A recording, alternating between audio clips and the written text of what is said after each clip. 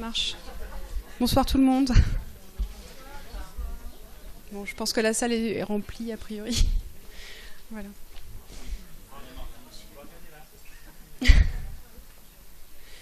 Donc, bienvenue à cette table ronde sur comment réagir face au sexisme, en particulier dans les studios d'animation.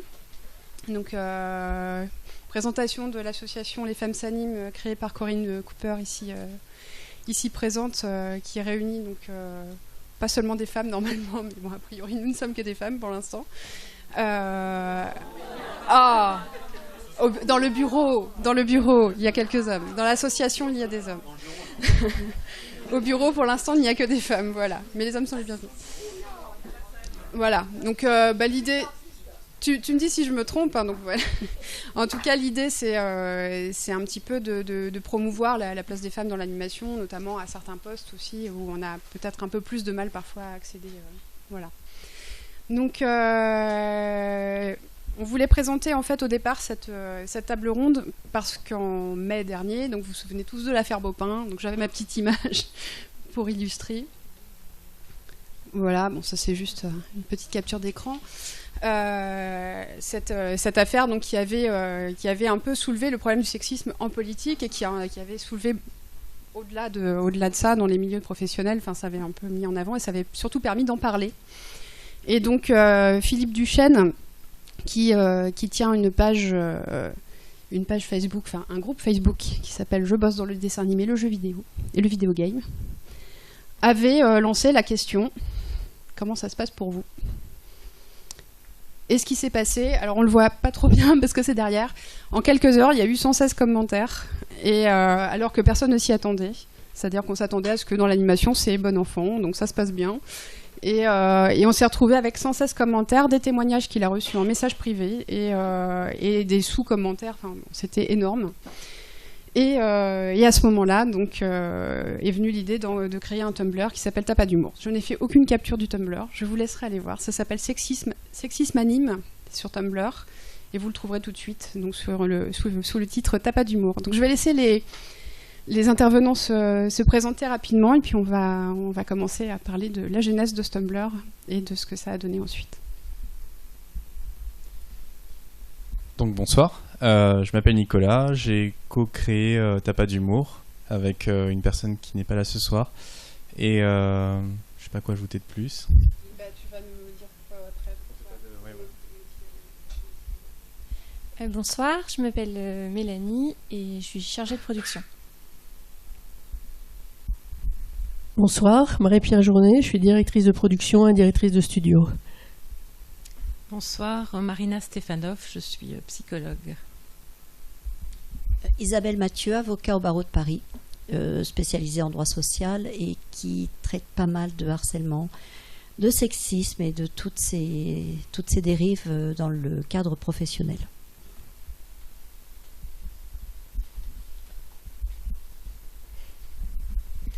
Donc, pour commencer, en fait, voilà, donc on va pouvoir poser pas mal de questions. Marina et Isabelle sont ici pour nous répondre. Et on va commencer un petit peu par la genèse du Tumblr. Qu'est-ce qui s'est passé à ce moment-là, donc au moment de Facebook et de toutes ces réactions et tous ces commentaires qui ont fusé? Donc déjà, quand Philippe Duchesne a lancé la question de savoir s'il y avait du sexisme dans l'anime, du coup, fait très surprenant, il y en avait énormément en fait, et ça a commencé à témoigner dans tous les sens dans les commentaires. Et en voyant tous ces commentaires, j'en ai parlé avec une amie avec qui je bossais en lui disant ça serait bête que tout ça se perde et ça serait bien de les mettre en ligne, de les graver quelque part et que ça se perde pas dans des commentaires d'un fil d'un groupe. Et du coup, on a décidé de créer un Tumblr ensemble. On a passé du temps dessus et elle a fait une très très belle illustration pour ceux qui ont déjà vu le blog. Et on a commencé en fait à mettre en place des outils qui permettaient d'envoyer des témoignages de manière anonyme qu'on a publiés. On n'a jamais porté de jugement ou quoi que ce soit, essayer de se demander est-ce que ces témoignages sont vrais ou pas. La question était juste de les mettre sur Tumblr pour leur donner une visibilité et je crois qu'on a 800 personnes qui suivent le Tumblr actuellement. C'est vraiment allé très très vite et voilà. Ce qu'on pouvait dire, moi, ce que j'ai relevé, en fait, c'est qu'on a beaucoup de témoignages de jeunes, c'est-à-dire de stagiaires, donc qui sont encore étudiantes pour la plupart, énormément de jugements physiques sur la tenue, sur des remarques quotidiennes. Donc là, j'ai relevé carrément donc, des petits titres qu'on a donnés au Tumblr. Bon, pour dire, je fais partie aussi des modérateurs du Tumblr à un moment donné, donc on a fait pas mal de relectures pour trier, parce qu'évidemment, il y a ce qu'on appelle des trolls. Il y a des gens qui envoient des faux témoignages, on les reconnaît assez facilement en général, donc de façon à... Oui. Plus que des faux témoignages, c'était plus que des faux témoignages ou de la remise en question, parce que justement on avait mis quelque chose sur le Tumblr par rapport à ça en disant qu'on ne remettrait jamais en question un témoignage. C'était plus les gens qui voulaient troller en disant que justement les témoignages étaient possiblement faux ou que certaines personnes exagéraient, qu'ils étaient là, qu'eux avaient les clés de certaines situations, et en fait on peut juste pas mettre ça en ligne, quoi. Donc enfin bon, dans les titres, on a Apael, c'est un gros ton, hein, des choses très très sympas. Dans les remarques qui ont été entendues, si ça motive les hommes à venir travailler, le fait aussi qu'on ne peut pas être à la fois jolie et talentueuse. On en avait parlé. Si vous voulez faire une intervention là-dessus. Après, le fait d'avoir des remarques sur le fait que voilà, les jolies filles ne dessinent pas bien ou ne sont pas compétentes. Voilà, vous avez un micro si vous voulez. Voilà, je peux vous laisser d'ailleurs en parler, éventuellement. Et voilà, c'est marqué carrément. On avait dans les témoignages, on ne peut pas être bonne et intelligente. Bonne au sens. Non, je pense que c'est plutôt physiquement. Voilà. Il y a aussi des témoignages sur la discrimination positive, sur les soupçons de promotion canapé, enfin voilà, des choses pas forcément très sympathiques. T'as eu ton travail parce que t'es une fille, on l'a embauchée parce qu'elle est jolie, etc. Donc il y a beaucoup de choses qui reviennent autour de ce thème. Il y a aussi le fait de certains chefs de poste qui s'autorisent à donner des petits noms, genre d'appeler les jeunes filles chatons, ce qui met pas forcément à l'aise. Le fait il y a aussi l'histoire du salaire inférieur, ça c'est arrivé plusieurs fois, mais je pense que c'est dans toutes les professions. Voilà. Je vais pas m'en mêler dans mes fiches.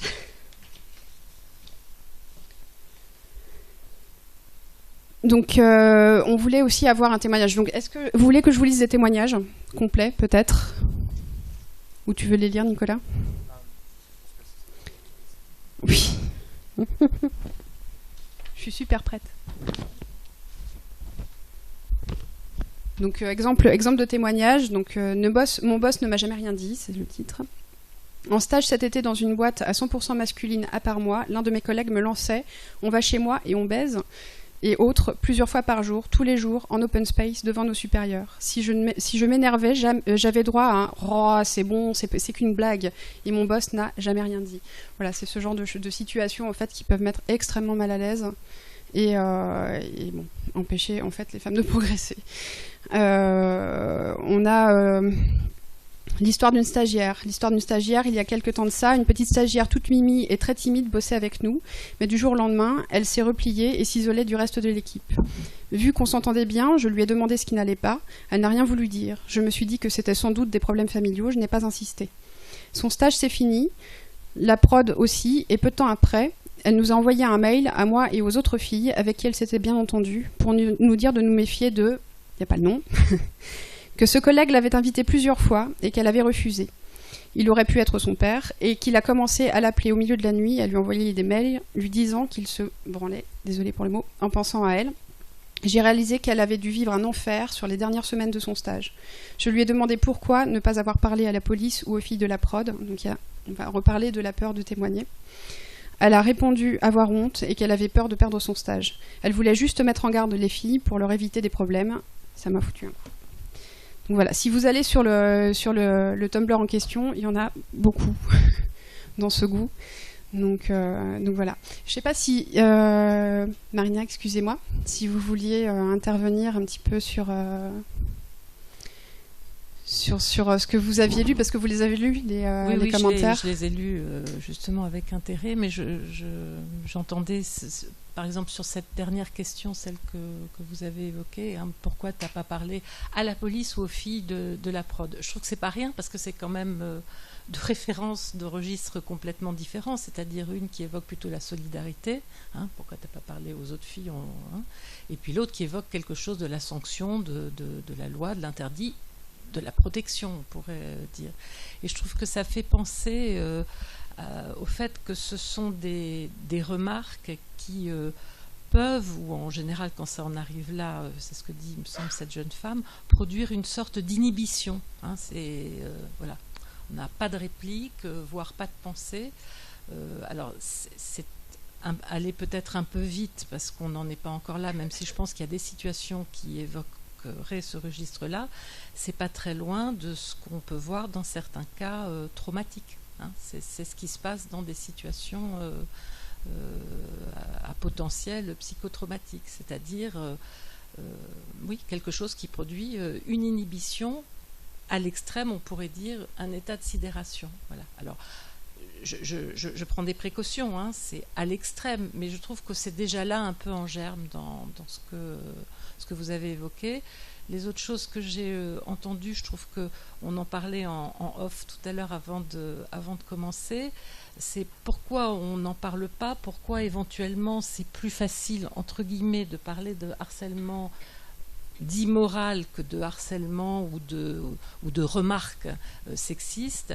Et juste, je remarquais que, d'ailleurs, on le voit dans la façon dont vous en parlez, c'est-à-dire que la crudité des mots renvoie à la crudité des situations, à la crudité de ce que ça produit, c'est-à-dire c'est une effraction. Hein, il y a quelque chose de mon intime qui est effracté, même si c'est uniquement par les mots. Voilà. Donc ça, je trouvais que c'était aussi important. Et puis l'autre chose auquel j'ai pensé en vous écoutant sur le fait que ça concerne des stagiaires ou des jeunes femmes, c'est que ça pose la question aussi de la légitimité. Hein, c'est-à-dire, est-ce que je me sens suffisamment légitime? Déjà, je commence dans ce boulot, je me demande si je suis reconnue, si j'arrive à faire mon job, si je suis, moi je ne connais pas le nom de vos métiers, mais enfin bon, chacun quand il commence dans son travail a des doutes. Enfin, on arrive rarement avec le drapeau à planter et très fier de soi, et ça vient toucher quelque chose de cette question de la légitimité. Alors évidemment, si c'est des remarques à caractère sexuel, ça vient toucher l'intimité, mais si c'est par exemple effectivement elle a couché pour en arriver là. On a des remarques là-dessus, excusez-moi de vous interrompre, mais oui, on a effectivement plusieurs témoignages là-dessus d'étudiantes qui travaillent déjà dans l'animation depuis quelques années, mais qui se remémorent en fait des moments où elles étaient étudiantes, où elles ont vécu des humiliations en tant qu'étudiantes. C'est-à-dire que même en n'étant pas encore sur le marché du travail, elles étaient déjà amoindries. Mm-hmm. Donc il y a aussi quelques témoignages dans ce sens. Donc ça vient d'une certaine façon toucher une forme de fragilité ou de vulnérabilité que je dirais logique. On commence, donc on est plus dans le doute, et ça vient appuyer là-dessus. Hein, et ça aussi, ça peut participer à une désorganisation émotionnelle, à une désorganisation psychique, voire à se sentir mauvaise, voire honteuse, hein, ou se sentir coupable. Hein. S'il me dit ça, c'est que j'y suis pour quelque chose. On pourrait dire que ça vient toucher cette représentation-là. Je ne suis pas en train de dire que c'est vrai, mais qu'effectivement, ça vient activer ce type de représentation. Voilà, un peu en vrac, à partir de ce que vous avez dit. Excusez-moi, je voudrais juste rappeler la difficulté du harcèlement. En fait, on le voit très bien dans les dossiers. C'est vraiment, il faut garder en tête que c'est une kyrielle de tout petits agissements. C'est vraiment très important, justement, ça explique aussi la pétrification des victimes. C'est que en matière sexuelle, par exemple, ça va être t'es bien maquillée aujourd'hui.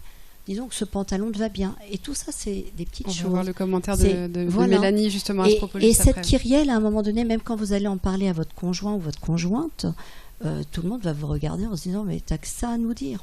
Sauf que ça se répète. Et ça peut aussi justifier le fait qu'à un moment donné, c'est pas relayé parce qu'on s'enferme tout seul, on est très seul dans ces cas-là. Justement, tu veux dire quelque chose, puis après tu peux passer le micro à Mélanie qui va témoigner exactement en ce sens, je pense. Il y a aussi quelque chose qui est très lié à l'anime, c'est que comme c'est un métier de contact, je pense qu'il y a beaucoup de personnes qui ont peur de parler, de peur de se faire blacklister et de ne plus être rappelé ensuite. C'est-à-dire, cette personne, elle pose problème, faut pas l'appeler, quoi. Je pense qu'il y a ce genre de peur aussi qui entre en compte.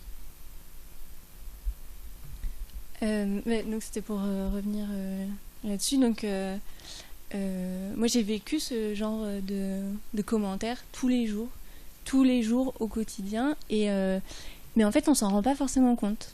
C'est-à-dire que c'est pénible. C'est-à-dire que le matin on se pose la question de quand même comment on va s'habiller. Mais donc il y a un moment il faut faire le choix de est-ce que je m'habille pour moi ou est-ce que je m'habille pour éviter les commentaires des gens. Et en fait, c'est que quand on quitte tout ça, qu'on se rend compte à quel point c'était lourd et qu'on se dit « Ah bah, je suis bien là, personne, aucun commentaire aujourd'hui. » Et bah, ça fait du bien. Il y a un vrai sentiment de soulagement mais sur le moment, toutes ces remarques quotidiennes, ben non, puis on sait pas si... Enfin, c'est compliqué justement de dire est-ce que j'ai peut-être, moi, déclenché quelque chose ? Est-ce que c'est juste pour rigoler ? Est-ce que... Enfin, sur le moment, on le remarque pas forcément... C'est pas agréable, mais... Ouais, on...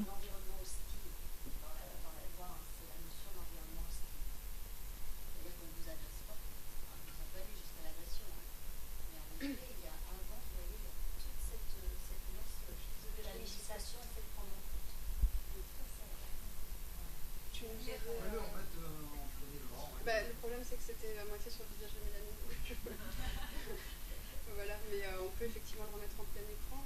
Mais juste, tu nous avais parlé aussi de situations, par exemple, un petit peu, carrément gênantes sur le fait que... Oui, bah, y a des personnes qui se permettent, en plus de faire juste des commentaires à l'oral, de rentrer dans le cercle... je sais pas... dire ouais, c'est-à-dire de se permettre de nous toucher ou de poser leur tête sur nous alors que parce qu'ils ont un sale moment dans leur journée, enfin des trucs complètement ouais, mais pareil sur le moment et ben on sait pas quoi dire et on se dit pas on pense pas à l'harcèlement, c'est pas du tout ça qu'on se dit, c'est on n'est pas à l'aise mais en même temps que répondre à ça. Et donc, en tout cas, moi personnellement, il a fallu que je quitte tout ça pour avoir du recul et ne plus avoir de remarques au quotidien et de me rendre compte que, en fait, c'est quand même agréable de pouvoir m'habiller comme je veux et que personne. Tu t'en as aperçu. À quel moment t'en es-tu vraiment aperçu en fait ? Parce que je m'en suis aperçue que j'ai. C'est pas sur le moment. Mais je m'en suis aperçue. Ouais, en changeant de studio. En changeant d'équipe.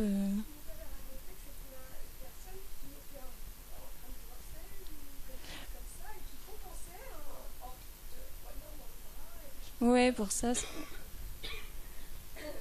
Ouais, il y a le côté on est à la prod, le côté un peu on materne les équipes et les gens viennent nous raconter tous leurs petits soucis du quotidien. Et donc là, en l'occurrence, c'est un monsieur donc, qui a l'âge d'être mon père et qui était en train de vivre un divorce. Il n'était pas bien, il arrive et hop, il pose sa tête ici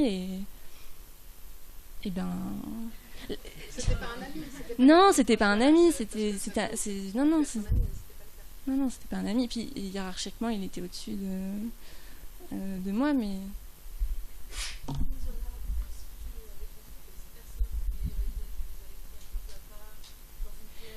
Oui, parce qu'il y a des jours où on se sent d'humeur, on se sent d'humeur à répondre, on répond, c'est facile, ça glisse, etc. Puis il y a des jours, on est fatigué et on n'a pas envie. Et il y a un jour où j'avais pas envie et donc j'ai enfermé 3 personnes dans une pièce qui me faisait régulièrement des commentaires et j'ai souligné que si on avait été aux États-Unis, je pourrais porter plainte et ça les a fait rire. Voilà, c'est pour l'anecdote. Je trouve qu'il y a un mot-clé dans ce que vous dites, c'est « j'étais pas à l'aise ». C'est-à-dire que si on n'est pas à l'aise, c'est qu'il y a quelque chose. Ça suffit à être légitime pour se dégager d'une situation.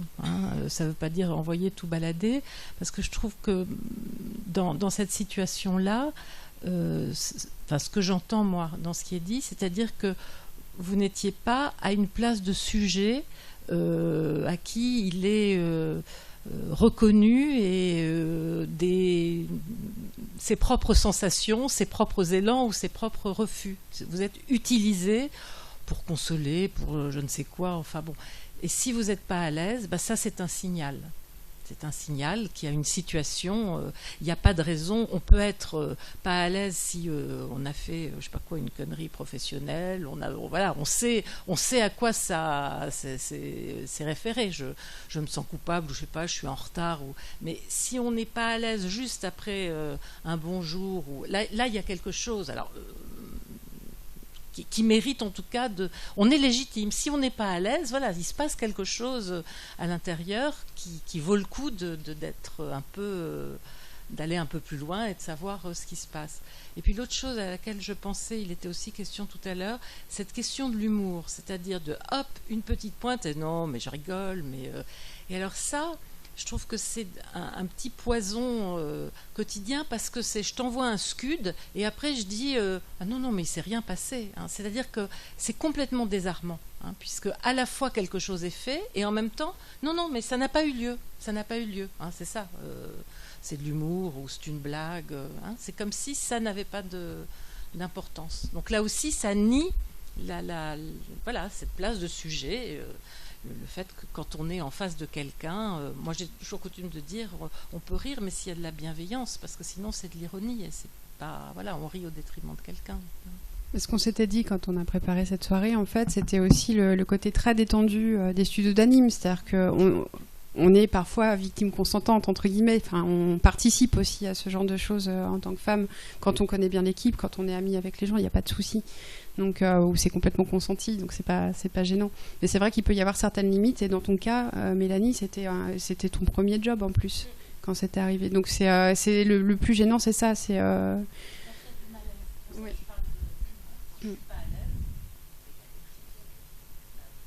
Ouais, c'est-à-dire que je sais pas si c'est aussi à cause de ça qu'il n'y a pas forcément que personne ne le remarque, en fait, parce que il y a une ambiance très bon enfant en général. Que les gens remarquent, mais en fait vous êtes dans un secteur, vous l'avez très justement dit, les deux secteurs les plus où il y a le plus de harcèlement, de souffrance au travail, c'est l'administration, c'est pas le risque de perdre son boulot quand même, et c'est tout ce qui est hôtellerie-restauration, avec comme par hasard ce que je disais tout à l'heure, des pouvoirs très très descendants en fait, c'est-à-dire que vous êtes enserré si vous faites si vous faites une réflexion, c'est noté dans le dossier, ou alors en effet vous êtes licencié. Et vous, en effet, c'est pas trop le risque. Alors bon, il y a le risque en effet d'être licencié, mais c'est souvent des missions court terme. Mais c'est le petit réseau en fait, c'est-à-dire que tout le monde se connaît. Donc la peur de ne pas être rappelé. Mais voilà. Ouais. Et en fait, il y a souffrance au travail. Je comparais un peu rapidement avec le divorce à l'irlandaise. Vous savez, on ne peut pas divorcer. Il y a plus de souffrance quand vous ne pouvez pas mettre un terme à la situation. Quand vous êtes obligé de rester, tout le monde va composer. J'ai envie de dire qu'il y a des employeurs aussi qui deviennent harcelants parce qu'à un moment donné, ils ne savent pas comment mettre un terme au contrat. Et donc, on a dans beaucoup de secteurs d'activité, et d'autant plus qu'en effet, on va avoir peur de parler parce que à un moment donné, ça va nous rester comme une étiquette et qu'on va passer pour l'emmerdeur ou l'emmerdeuse parce que les deux sont concernés. En effet, c'est peut-être la vraie distinction, au-delà du côté convivial, je te tape dans le dos, je te parle d'histoires drôles, sexistes et tout. Là, je pense que la vraie nuance, c'est l'impossibilité de réagir, en fait. Surtout que, quoi qu'il arrive, on va être amené à revoir ces personnes, parce que c'est un milieu de niche, en fait. Le milieu de l'anime, en 2 ou 3 ans, on en fait le tour et on connaît tout le monde, presque. Donc voilà. Oui, puis on avait aussi des questions justement sur le fait que certains harceleurs adaptent leur comportement aussi à la personne. Bon, quand ça va vraiment très loin, là je pense qu'on pourra aller sur le témoignage de Marie-Pierre.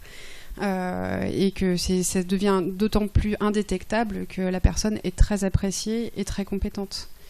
Donc peut-être qu'on peut passer d'ailleurs à ton témoignage, Marie-Pierre, si tu veux. Tu peux prendre le micro.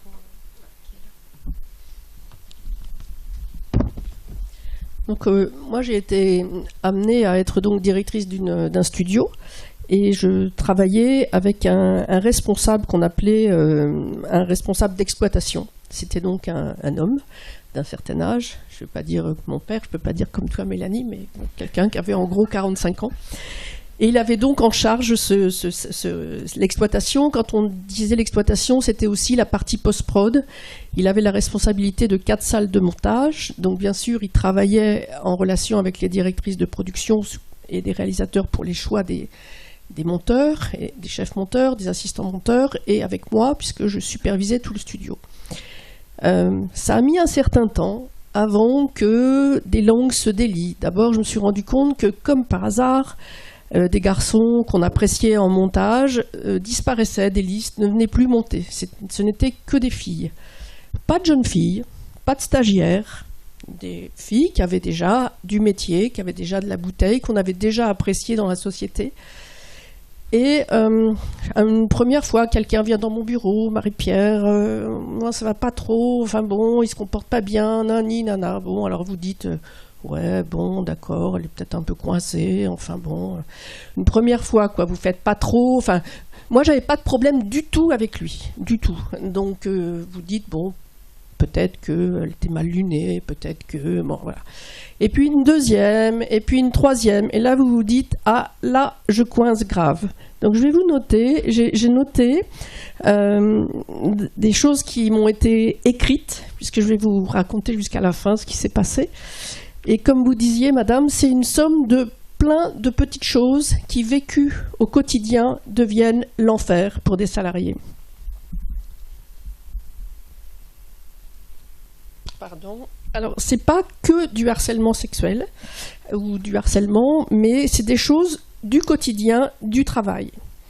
Donc, par exemple, il modifiait les plannings et il les prévenait la veille ou il les prévenait le matin, sans que la directrice de production soit informée.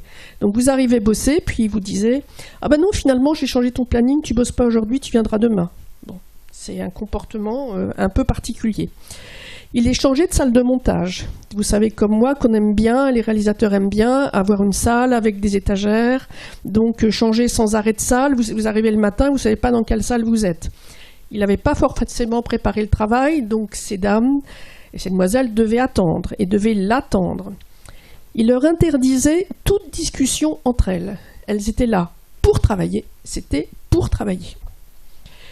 Alors, il considérait aussi que les incompatibilités d'humeur étaient une faute grave professionnelle. Elle devait lui parler comme un peu, excusez l'expression, un peu comme un prince, un peu comme un roi. Il faisait des tentatives d'intimidation, avec bien sûr risque d'être évincé, en leur disant si en gros tu m'écoutes pas, tu viens plus bosser. Il se trompait dans les déclarations de jour, allait voir jusqu'à déclarer des journées de 3h30. Vous savez comme moi les problèmes que ça pose après aux acédiques. Bien évidemment, la raison était que le mois suivant, la monteuse ou les monteuses devaient aller le voir dans son bureau pour un peu s'expliquer et être près de lui et un peu faire valoir ses droits, ce qui évidemment ne lui plaisait pas. Il rentrait dans les salles de montage sans frapper, sans s'excuser, plusieurs fois de suite, et s'approchait très près de ces dames quand elles étaient seules, avec des petites tentatives de « je te touche, mais je te touche pas, mais je te touche quand même », un petit peu. Bien sûr, il ne fallait pas manger dans la salle de montage. C'était absolument interdit, à la limite même d'avoir un verre d'eau ou une tasse de café. Il rentrait dans des colères. Faisait des réflexions désobligeantes, voire dégradantes. Par exemple, il considérait que le travail de montage, en gros, c'était in-off. Il n'y avait aucune valeur ajoutée, qu'elles étaient super bien payées, que c'en était impossible à ce point-là. Donc c'est assez dégradant. Il avait quelques petites chouchoutes. Donc évidemment, il en évinçait certaines pour donner du travail à ces petites chouchoutes. Voilà, donc moi j'ai entendu tout ça, j'ai mené ma petite enquête et je me suis rendu compte que tout ça c'était vrai et que c'était très pénible. Donc quand vous êtes à un poste à responsabilité, j'ai considéré que ma responsabilité était aussi que les salariés devaient se sentir bien dans leur travail et que quand elles arrivaient avec un nœud le matin dans le ventre, c'était juste pas la peine. Donc en tant que responsable, je suis allée voir la direction en disant j'ai un problème. Bien évidemment, avant d'aller voir la direction, je l'ai vu plusieurs fois. Je lui ai remonté les bretelles. En gros, ça allait bien 8 jours, 15 jours et puis ça recommençait. Donc je suis allée voir la direction en disant j'ai un problème avec un salarié. Et là, bon, évidemment, on m'a dit oh là là là là, non mais dans quoi tu t'embarques, de quoi tu te mêles, enfin laisse tomber. Et je dis je vais d'autant pas laisser tomber qu'il est là depuis longtemps et que vous envisagez de l'embaucher en CDI. Donc sachez que je m'y oppose absolument et que si je n'ai pas votre soutien, je vais moi prendre des mesures. Et là, ils ont dit, ouais, vas-y, c'est ça. Vas-y, prends des mesures, fais ce que tu veux. Donc, j'ai demandé à toutes ces dames de m'écrire et d'écrire un petit peu tout ce que je vous ai noté. C'est issu de leurs lettres. Et je suis retournée voir la direction en leur disant que j'avais un courrier et que s'ils ne m'accompagnaient pas dans ma démarche, tout simplement, je soutenais mes salariés et que nous irions au tribunal. Donc là, ils ont encore rigolé. Et j'ai dit, j'aimerais ne pas en arriver à cette solution extrême quand même. Aidez-moi. Enfin, il ne faut pas qu'on garde ce salarié, c'est pas acceptable. Ils n'ont rien voulu faire. Donc j'ai pris la décision seule de rompre son contrat, de ne plus l'embaucher. Et en lui expliquant bien que c'était vraiment lié à son comportement. On ne peut pas travailler comme ça avec des collègues. C'est juste pas acceptable. Et c'était aussi lui montrer un petit peu qu'il n'était pas le chef et qu'il n'avait pas tous les pouvoirs, que moi j'étais aussi à un poste à responsabilité et que j'avais aussi la possibilité de me séparer de lui. Voilà. Dans le cadre de ce témoignage, ce qui est particulier, c'est que là pour le coup c'est un homme seul, un supérieur en tout cas, qui ne s'est entouré que de femmes. C'est-à-dire qu'on est un peu... Parce qu'on voulait parler aussi des effets de groupe. C'est-à-dire qu'il peut y avoir aussi un effet de groupe où c'est tout le monde se met un petit peu à taquiner, mais ça devient du harcèlement. Où là, on est dans le cadre d'un harceleur isolé, en fait. Enfin, isolé dans un groupe de femmes. Donc, je ne sais pas si vous avez des choses à dire à propos de cette situation. Je crois que ça, c'est une situation où on voit quelqu'un qui installe les conditions de l'emprise. Hein, c'est-à-dire que c'est pas par toutes ces petites ou moins petites choses qui sont pareilles. C'est désubjectivant, puisque si on ne sait pas si on va travailler, où on va travailler, enfin, pas de repère possible, c'est vraiment installer les conditions de l'emprise. Et ça relève des mécanismes pervers. Je ne sais pas si on peut passer le micro. Oui, j'aimerais bien, parce que Valérie a fait partie de ces personnes concernées. Voilà, et je lui avais dit que je témoignerais. Et elle m'a dit qu'elle... Est-ce qu'il y a un micro volant ou est-ce que tu parles juste fort? Voilà, ça va aller, je pense qu'on t'entendra. Oui. Moi, j'ai pas... Notre intelligence n'a pas été la chouchoute. Et par contre, effectivement, j'ai pas non plus subi de rapprochement de monsieur, peut-être parce qu'il était déjà une distance, mais effectivement, plus le temps avançait, plus j'arrivais au niveau pas la peur au ventre, mais de dire qu'est-ce qu'il va me faire encore aujourd'hui. Et en fait, tous les soirs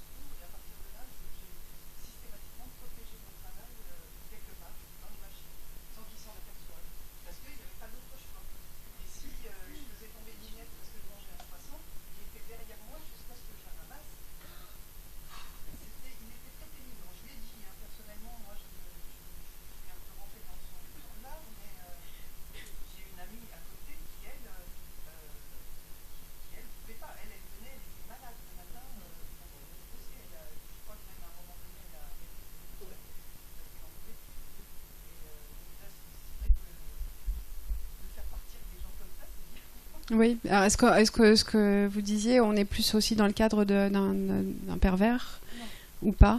De mécanismes pervers, oui. Oui. Mais qui peuvent concerner tout le monde. Oui, il y a des questions dans le public, alors...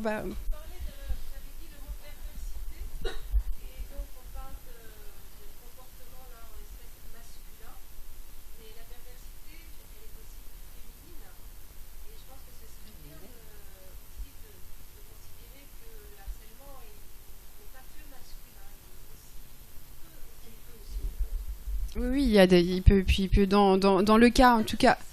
Mais justement, non, mais même dans le cas du sexisme, en fait, il peut être complètement intégré et c'est des remarques qui peuvent venir de femmes envers des femmes. On en avait parlé aussi de ça. J'avais un témoignage, c'est pas grave. Oui, je vous écoute.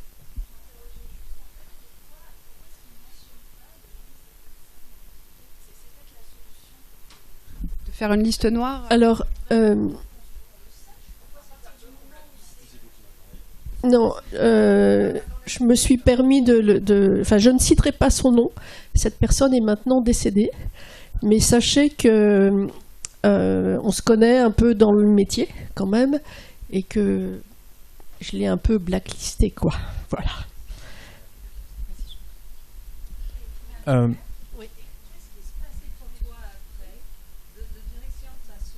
Alors, non, la direction m'a pas soutenue, mais si tu veux, ce que j'ai fait, c'est que bon, il travaillait à plein temps. Donc petit à petit, j'ai commencé à introduire un autre garçon qui venait à mi-temps et qui petit à petit lui a pris enfin, j'ai partagé le travail en deux, si tu veux. J'ai fait venir quelqu'un d'autre. Et quand je m'en suis séparée, la personne qui venait à mi-temps, elle est venue à plein temps. J'ai fait venir quelqu'un. Donc en termes de production par rapport à la direction, ça ne perturbait pas le travail, si tu veux. Il n'y avait pas de retard dans les livraisons, dans les montages, dans les fichiers à livrer, les PAD et tout ça, il n'y avait pas de retard. En fait, ça a été mon seul moyen, parce que c'est vrai que c'est toujours un peu embêtant de se dire on va aller au tribunal et puis enfin voilà. Mais j'avais pas envie d'en rester là, donc j'ai apporté une solution, on va dire, organisationnelle de travail. J'ai bien suivi tout ce qui se passait pour être sûr que la personne que je prenais, ça allait bien se passer. Et en fait, en termes de travail, il n'y a pas eu de problème. Après, la direction, il y avait aussi quand même une confiance. Et j'ai dit, ok, je prends les choses à bras-le-corps, vous voulez pas m'accompagner, vous voulez pas qu'on s'en sépare. De toute façon, il est hors de question qu'il y ait un CDI. Je m'y oppose complètement et j'ai trouvé une solution organisationnelle, si tu veux.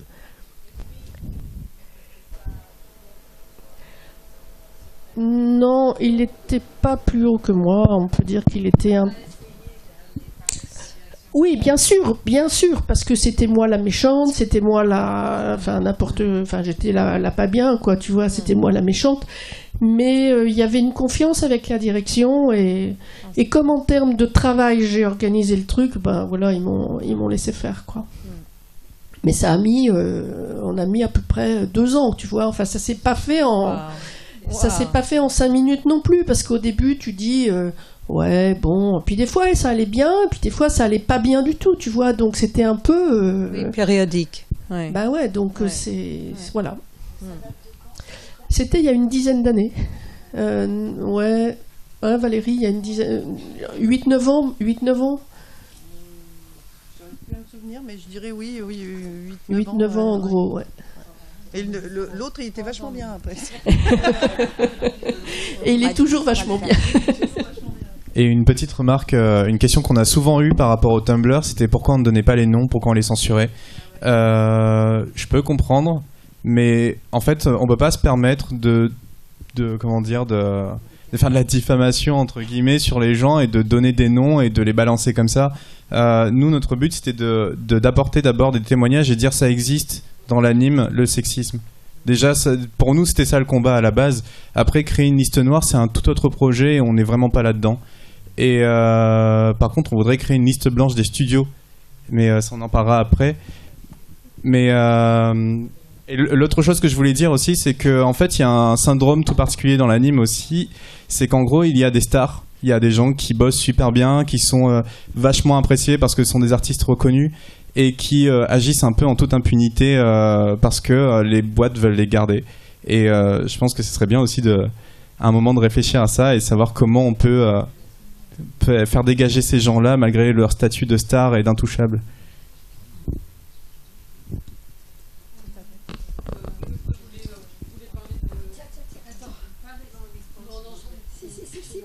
Bon, alors d'accord. Bon, alors je voulais parler de 2-3 petites choses que j'ai. Moi, ça fait longtemps que je suis dans le métier. Le sexisme, pendant les 30 premières années, j'en avais jamais entendu parler, en tout cas dans la profession. Depuis 10 ans, je trouve que c'est devenu un fléau à plein d'égards. Il y a plusieurs entreprises où j'ai travaillé, où j'ai découvert, par exemple, que au départ, quand on postule, je ne sais pas, par exemple pour du décor, jusqu'à présent, on nous demandait, je ne suis pas décoratrice, mais on demandait aux décoratrices ou aux décorateurs un dossier et éventuellement ils passaient un test. Aujourd'hui, on demande des photos. Et j'ai connu plusieurs sociétés, que je ne citerai pas, dans lesquelles j'ai travaillé pendant longtemps, donc je ne les cite pas, mais ceux qui me connaissent savent où j'étais, parce que je pense qu'il faut le dire, dans lesquelles les gens et les jeunes femmes sont embauchées sur photo. Elles sont ensuite présentées comme des trophées. C'est-à-dire quand on a chopé la plus jolie, on la trimballe dans tout le studio comme un trophée. J'ai réagi à ça. J'ai quitté l'entreprise, comme beaucoup de gens ont quitté cette même entreprise, parce qu'ils avaient réagi à ça. Donc il y a un moment où peut-être qu'effectivement il ne faut pas donner de nom, et je ne suis pas pour la délation, mais je suis surtout pour la prise de conscience chez les femmes qui, consciemment ou inconsciemment, peuvent aussi entretenir une forme de sexisme en disant, par exemple, en ne prenant pas une femme comme réalisatrice parce qu'elle a des enfants et que peut-être qu'elle n'aura pas un emploi du temps facile, alors qu'on ne se pose pas la question pour un homme, même s'il a des enfants, et même s'il s'en occupe. Il faut que tout le monde prenne conscience que c'est devenu un vrai problème qui pourrit la vie dans les studios. C'est proprement insupportable. On avait derrière Émilie. Je vous ai vu lever la main tout à l'heure, toutes les deux. Je ne sais pas si vous vouliez dire quelque chose. Vis-à-vis donc de révéler les studios ou les noms de personnes qui peuvent avoir des comportements agressifs ou très sexistes, en fait, je ne sais pas si vous avez entendu parler de l'affaire qui s'est passée aux États-Unis à Cartoon Network de Skylar Page, où justement plus ou moins, mais plus ou moins. Me le rappeler. Alors en fait, il y a un showrunner, donc un réalisateur d'une série, qui avait vraiment des comportements très très inadmissibles envers des femmes, et donc c'était juste les gens n'en parlaient pas, ou alors juste un peu entre eux, genre les filles qui se prévenaient, qui disaient de surtout pas être dans la même pièce toute seule parce qu'il allait faire des attouchements, et rien ne s'est passé jusqu'à ce que quelque chose se passe et qu'une de ces victimes décide enfin d'aller de l'avant. Et il a vraiment fallu qu'il y ait toute une traînée de victimes comme ça pour finalement il a été viré du coup de sa propre série qui a continué sans lui, mais même si je pense pas que en effet sur le Tumblr il faille divulguer des noms, je pense qu'il est très important de la part de tout le monde de dénoncer dès qu'on voit devant nous un comportement qui est inadapté, et de pas garder sous silence quand il y a des gens qui font vraiment des agressions graves. Ça, on devrait vraiment prévenir et dire non. Je sais pas encore où, ni quand, ni comment, en fait, mais de récidiver dans le cas voilà. de comportement en fait de harcèlement comme celui-là.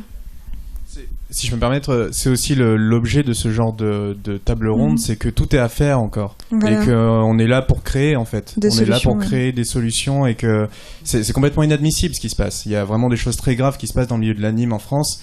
Et maintenant qu'on a commencé à en parler, justement, il est temps de créer aussi, et c'est ce qu'on va essayer de mettre en place. Pardon, j'interviens parce que moi, ça me choque qu'on dise grave ou très grave. Pour moi, il n'y a pas de grave ou très grave, il n'y a pas de niveau. Voilà, il y a des choses qui ne se font pas. C'est tout. C'est pas, je sais pas ce que vous en pensez, mais parce que sinon, si on dit grave ou très grave, c'est quoi la limite? Qu'est-ce qu'on accepte? Ben non, on n'accepte rien. Il y a des comportements à avoir entre collègues. On n'est pas tous super potes et on est là pour travailler ensemble. Quand on sort de son travail, on fait ce qu'on veut. Chacun fait ce qu'il veut dans sa vie privée, mais au travail, il y a un comportement à avoir. Et moi, ça me gêne qu'on dise grave, très grave. Je suis d'accord. Merci. Après, il y a une gradation qui est celle qui est derrière vous. Ça semble être déjà une bonne base.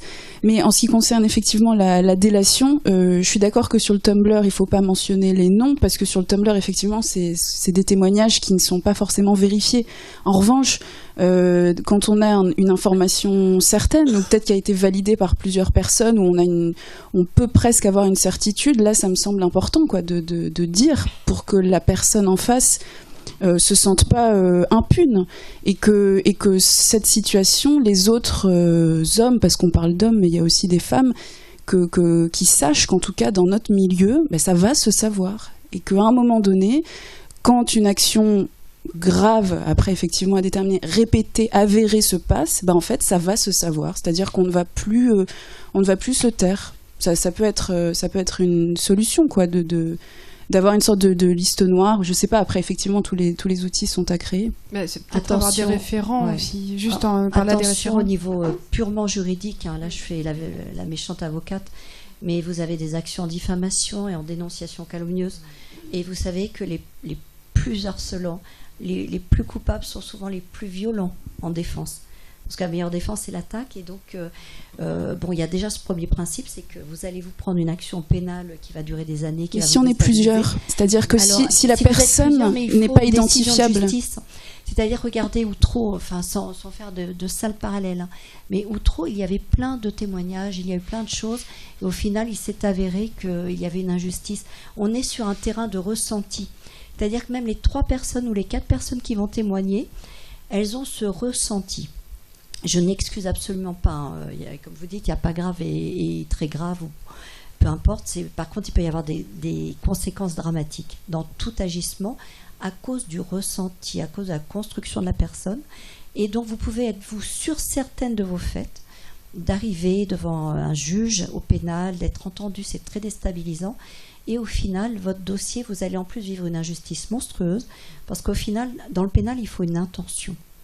Et au final, vous avez, je vous lirai tout à l'heure, vraiment une décision de cassation criminelle, enfin, pas tout, hein, parce qu'on ne va pas passer la nuit ensemble, mais vraiment une bonne partie, vous allez voir, cette kyrielle de petites choses, les juges, à un moment donné, vont dire, bon, ben, là, il est rentré en condamnation, mais si vous prenez en plus une décision injuste, en justice, disant que non, il n'y a pas de condamnation, là, vous êtes, là, en effet, vous allez tout de suite voir un psychologue pour vous reconstruire. Donc l'idée, c'est d'abord d'obtenir une décision de condamnation et ensuite de faire cette publicité.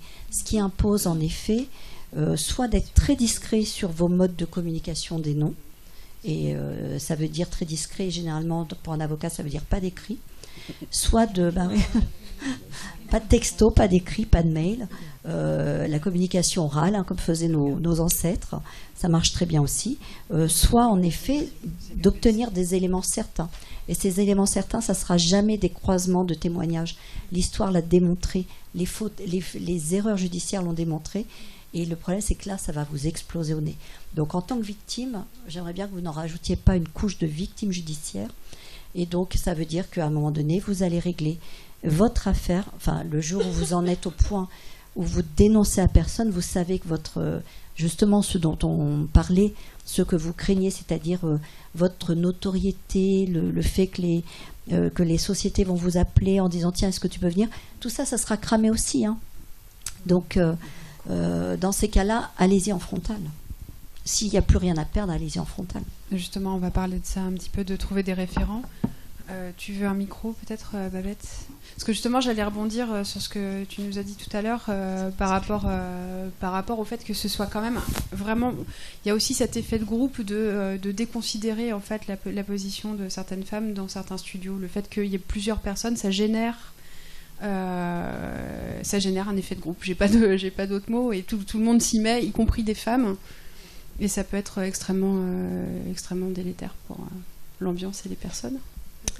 Oui, je voulais juste te dire, est-ce que dans un premier temps, avant de continuer là sur ce sujet, est-ce qu'on ne pourrait pas envisager l'objet de cette table ronde et ce qui s'est dit, est-ce que ça ne pourrait pas juste être envoyé à tous les représentants de la profession, au SPFA, au syndicat, au SNT-PCT, au syndicat des techniciens, à tous les directeurs d'écoles, parce que les écoles sont mises en cause dans beaucoup de témoignages, et à tous les studios, pour que déjà, juste au moins, ça alerte les coupables comme les non coupables, mais que ça permette à tout le monde de réfléchir à cette question.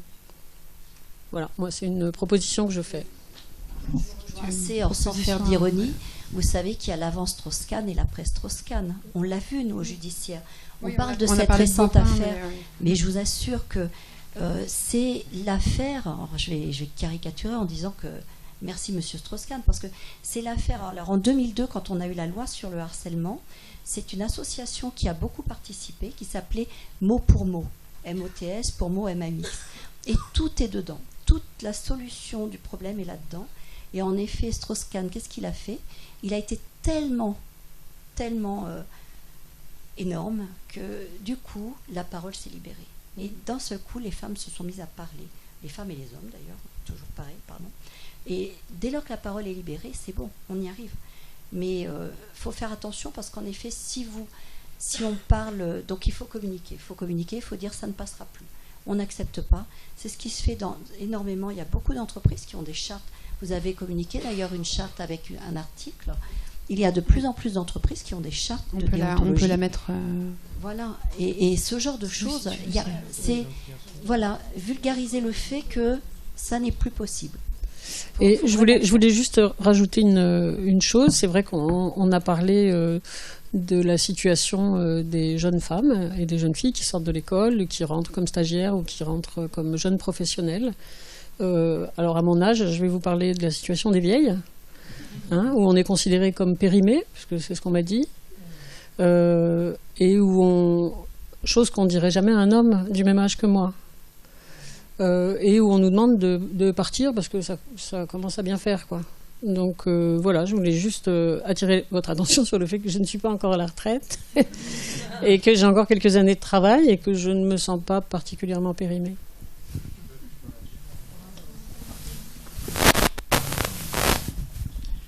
Ah oui, tout ce qui est en jaune, on ne voit pas.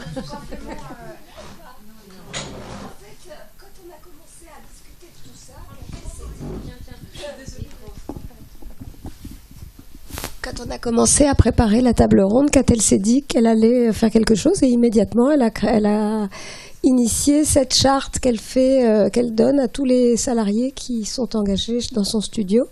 Et je trouve que c'est un super exemple et je pense qu'en effet, on va essayer de transmettre ce genre d'idées via le syndicat des producteurs, je sais pas, on va voir comment on peut faire pour que les studios et les boîtes de production qui se sentent en phase avec ces idées le fassent savoir à leurs salariés. Bravo Catel qui n'est pas là. Mais Corinne, tu le sais peut-être pas, mais puisque je suis avec vous à Timto en ce moment, sur le tableau d'affichage, il y a un papier sur le harcèlement. Ouais, mais je pense que les tableaux d'affichage, c'est bien, mais personne les lit. Et donc, tu vois, je pense qu'il faut faire quelque chose de plus... Je suis d'accord, mais je pense que donner en plus du contrat quelque chose qui s'appelle charte de bon comportement... Le mentionner dans le contrat. Ou le mentionner ou le faire en plus du contrat, je sais pas, un truc qui se voit, quoi. Je sais même pas s'ils lisent leur contrat, les gens. Pas plus que les tableaux d'affichage. Ils les lisent pas. Et je trouve que ce qui est très important dans le document de Catel, c'est nous vous invitons à en parler sans crainte à la direction et aux délégués de personnel. Parce que c'est ça, la première étape, c'est de parler. Et après, comme vous disiez justement, vous allez nous expliquer plus qu'est-ce que c'est le démarche et comment on peut avoir un bon dossier pour avoir une condamnation. Mais le plus dur, c'est de sortir des non-dits. Et toute cette ambiance, c'est ancré dans des non-dits. Je rebondis là-dessus. C'est d'autant plus vrai qu'il faut parler qu'avant de créer Stumbler, et je l'ai appris en aidant à monter ça, que je pouvais avoir des comportements complètement sexistes oui, c'est sûr, mais je veux dire, j'ai été dans des studios où en fait il y avait des ambiances très testostéronées et où j'ai complètement participé pour m'intégrer au groupe et où il y avait cette espèce de pratique où il fallait faire ça, quoi. Et du coup, juste le fait de parler, juste le fait de remonter ça, j'ai discuté avec des gens qui avaient lu Tumblr, des hommes du coup, qui se rendaient compte de leur comportement et qui ont commencé à changer. On a même reçu un témoignage dans ce sens qu'on a publié où une personne expliquait que c'était le témoignage d'un homme en fait qui pensait faire des blagues, qui pensait qu'il était drôle et que du coup il avait sa petite victime qui était en fait une personne qu'il aimait bien, et un jour cette victime est venue le voir en disant écoute, ça suffit, j'en ai vraiment plus qu'assez de tout ça, et comme il l'écrivait en fait, il s'est rendu compte à ce moment-là qu'il faisait partie des lourds, qu'il faisait partie des gens qui harcelaient alors qu'il pensait qu'il était juste drôle à la base. Et c'est pour ça que c'est important en fait de parler, c'est important de communiquer et déjà nommer les choses. Je pense que ça aide ça aide déjà à les endiguer un peu en fait. C'est une première étape. Oui, je voulais rebondir sur ces histoires aussi d'afficher en fait des règles de bonne conduite à la machine à café. Malheureusement, souvent, je trouve, dans le cas des personnes justement très lourdes qui ne se remettent pas forcément en question, ça provoque exactement l'effet inverse. Donc, il suffit, par exemple, de commencer à avoir des discussions justement sur le sexisme pour que souvent des personnes se mettent à faire de l'humour, heureusement, dessus, vraiment, mais que d'autres, qui sont déjà des personnes qui font des remarques sans arrêt sur les tenues vestimentaires, sur le fait, genre, tu te mets jamais en jupe, c'est pas sympa pour nous, enfin, des petites choses comme ça qu'on peut entendre au quotidien, ces mêmes personnes vont en profiter pour être 10 fois plus lourdes. Je l'ai déjà vécu. Justement à la suite de remarques. Mais après, ça dépend la personne qui est en face. Voilà, maintenant, je suis vieille, presque. Mais du coup, ça, voilà, je sais comment répondre et ça ne me touche plus. Mais je sais que sur des personnes plus jeunes et plus vulnérables, ou qui viennent d'arriver, qui sont en train de se faire leur place et qui n'ont pas envie de déplaire aussi, ça peut faire des dégâts. Donc la charte, c'est bien. Le fait de le signer dans le contrat, puis ça concerne tout le monde en plus, vraiment. Oui, et je pense, madame, que c'est la législation en plus, que ce soit affiché. Voilà.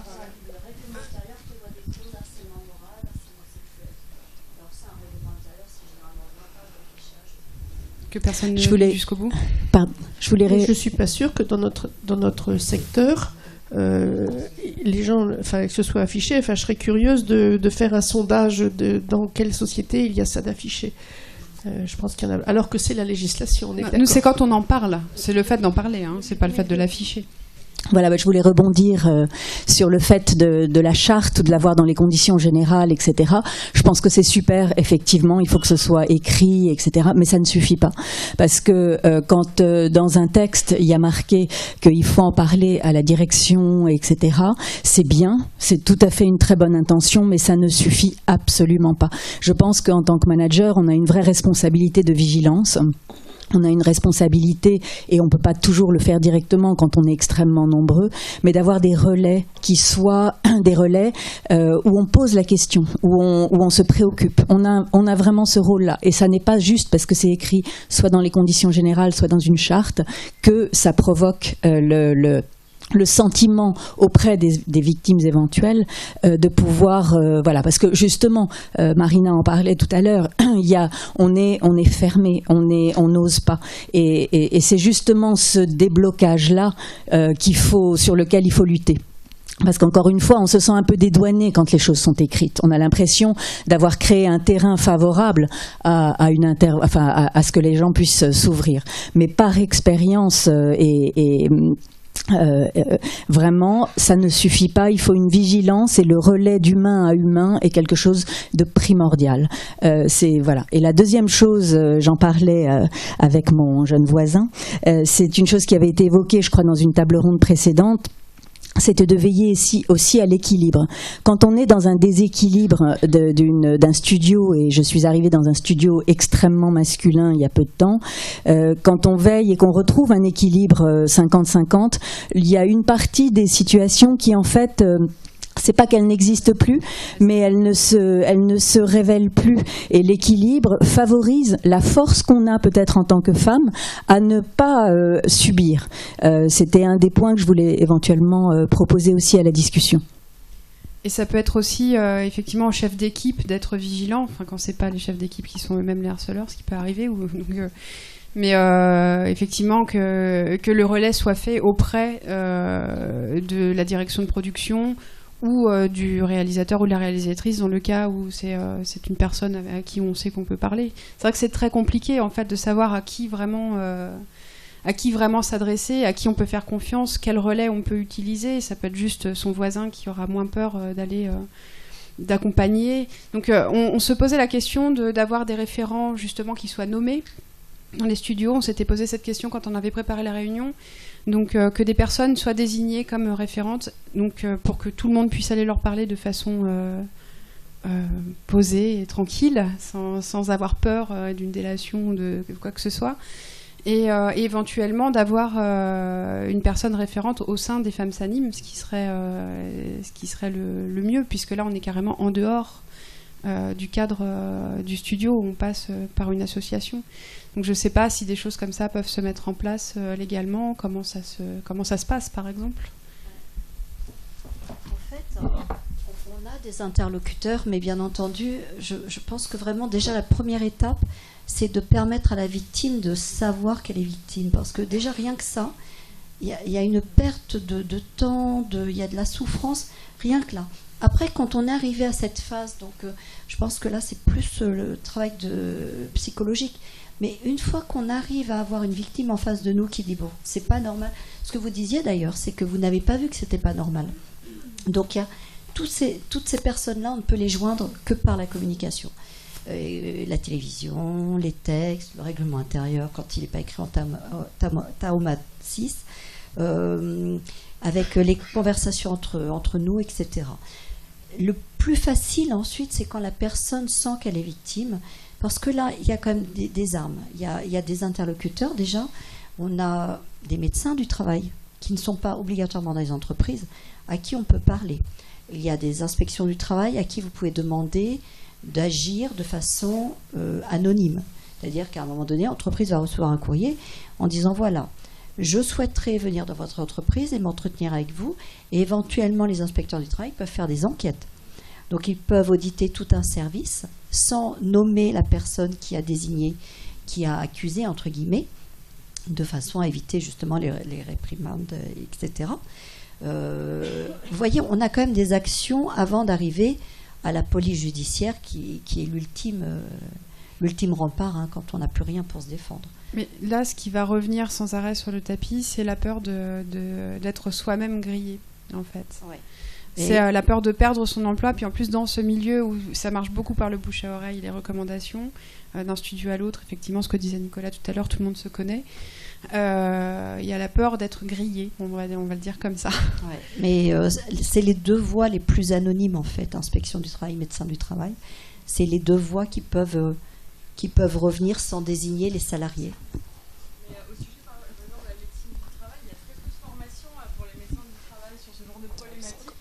Et il y a eu des affaires assez récemment sur des personnes à qui on a répondu ah oui, mais alors ne portez pas plainte, ne faites rien surtout, sinon vous allez perdre votre travail. Ouais. Donc, des personnes qui allaient voir le médecin du travail pour ça, qui étaient en souffrance.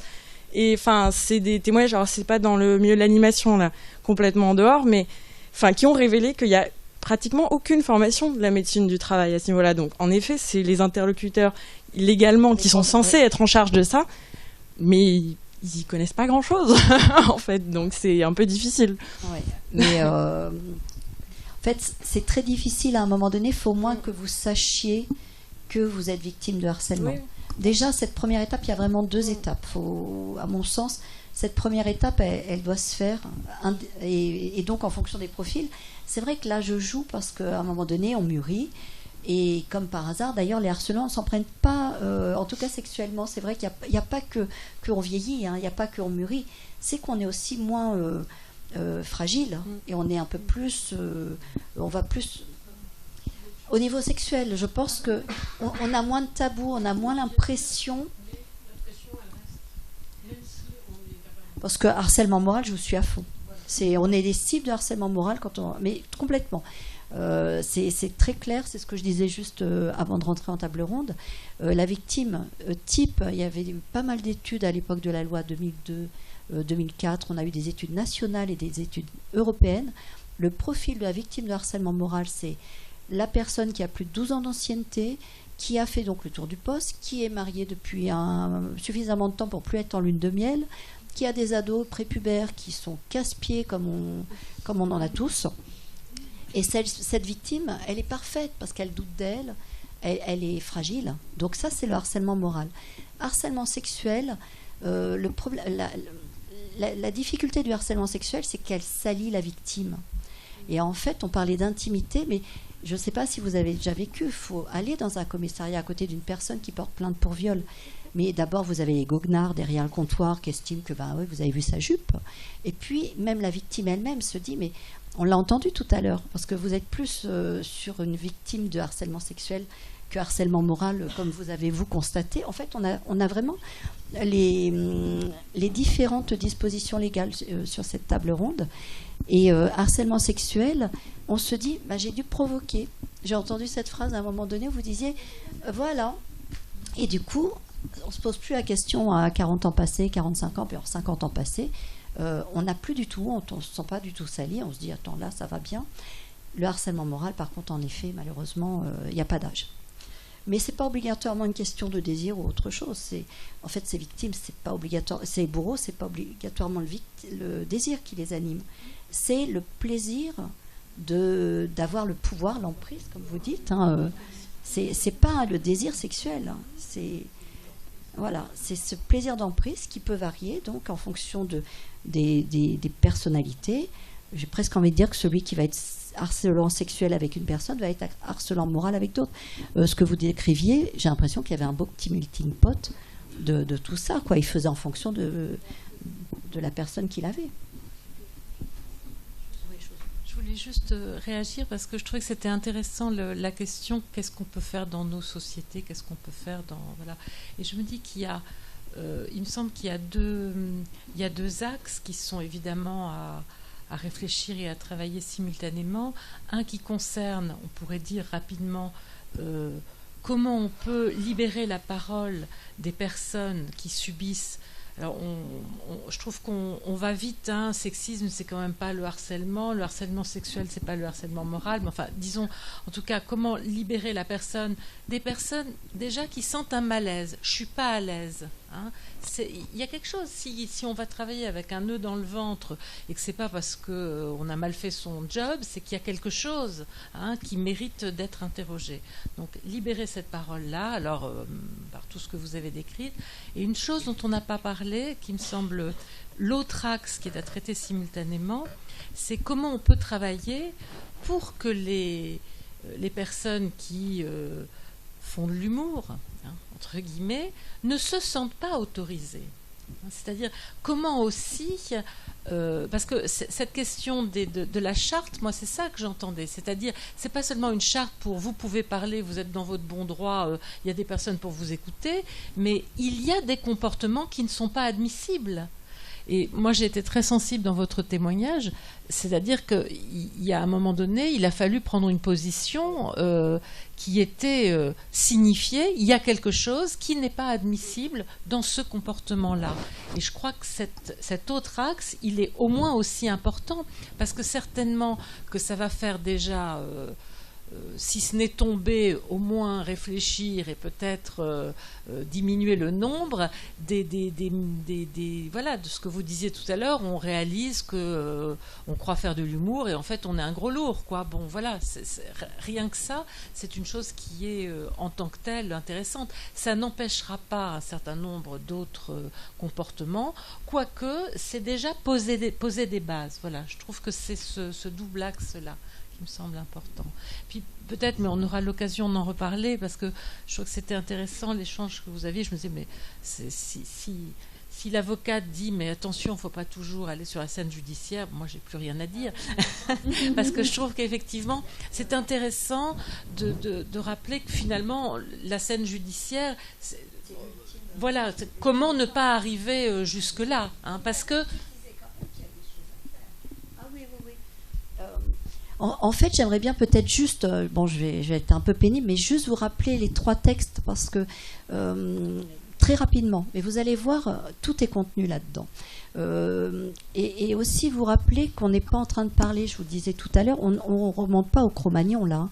On a détecté le harcèlement sexuel, on parle de harcèlement, on parle de toutes ces souffrances au travail liées au sexe depuis 2002. C'est dans le Code du travail depuis 2002.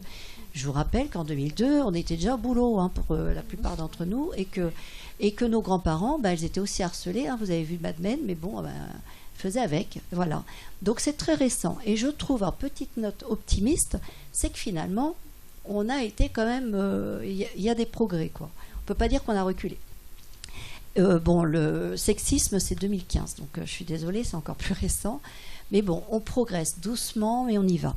En 2002, qu'est-ce qui s'est passé? Vous vous souvenez de cette sociologue qui s'appelle Marie-France Irigoyen, qui a, en fait, c'est la première qui a un peu, on dit galvaudé, mais elle a vulgarisé l'expression de harcèlement moral. Et donc, on avait tous, sur la plage, à partir de 98, on lisait tous des articles sur le harcèlement. Et d'un seul coup, on s'est dit, tiens, moi aussi, je suis en souffrance. Moi aussi, on me parle mal. Tout sexe confondu, toute origine, tout sexe, tout niveau et tout milieu, surtout. Et on s'est dit, moi aussi, on me parle mal. Moi aussi, j'ai mal au ventre quand je vais au boulot. Et on s'est rendu compte que il y avait à l'époque, je crois, 8% dans les statistiques nationales, 8% des salariés dans une entreprise s'estimaient harcelés. C'est énorme, en fait. Quand je faisais des formations avec 30 personnes, vous imaginez, c'est trop. Et donc, après cette communication autour du harcèlement, le législateur a fini par prendre des textes avec cette fameuse association mot pour mot, qui a parlé beaucoup de souffrance, et ça a donné lieu à 2 textes. Le premier texte sur le harcèlement moral, juste pour comprendre l'étendue de la disposition. Aucun salarié ne doit subir des agissements répétés, donc voilà, c'est cette notion de répétition, qui ont pour objet ou pour effet, et alors là j'attire votre attention sur le fait que les harcelants en face de vous ne le font pas obligatoirement intentionnellement, donc ça veut dire qu'il y a une notion de ressenti, mais il n'y a pas obligatoirement en face la volonté de détruire la personne. Ça peut être en effet un gros lourd qui voulait vous draguer et qui ne comprend pas qu'il n'a aucune chance. Ça peut être une personne qui fait un peu preuve d'autorité parce qu'elle s'est levée du mauvais pied, mais un peu tous les jours. C'est pas contre vous. C'est une dégradation, donc qui ont pour objet ou pour effet une dégradation des conditions de travail, susceptible de porter atteinte à ses droits et à sa dignité. Et le mot dignité est essentiel dans tous ces dossiers. Sa dignité, ses droits, d'altérer sa santé physique ou mentale ou de compromettre son avenir professionnel. Ça, c'est pour le harcèlement moral. Le harcèlement sexuel, vous vous souvenez que, comme par hasard à l'époque de M. Strauss-Kahn, il y a eu une invalidation par le Conseil constitutionnel de notre définition du harcèlement sexuel.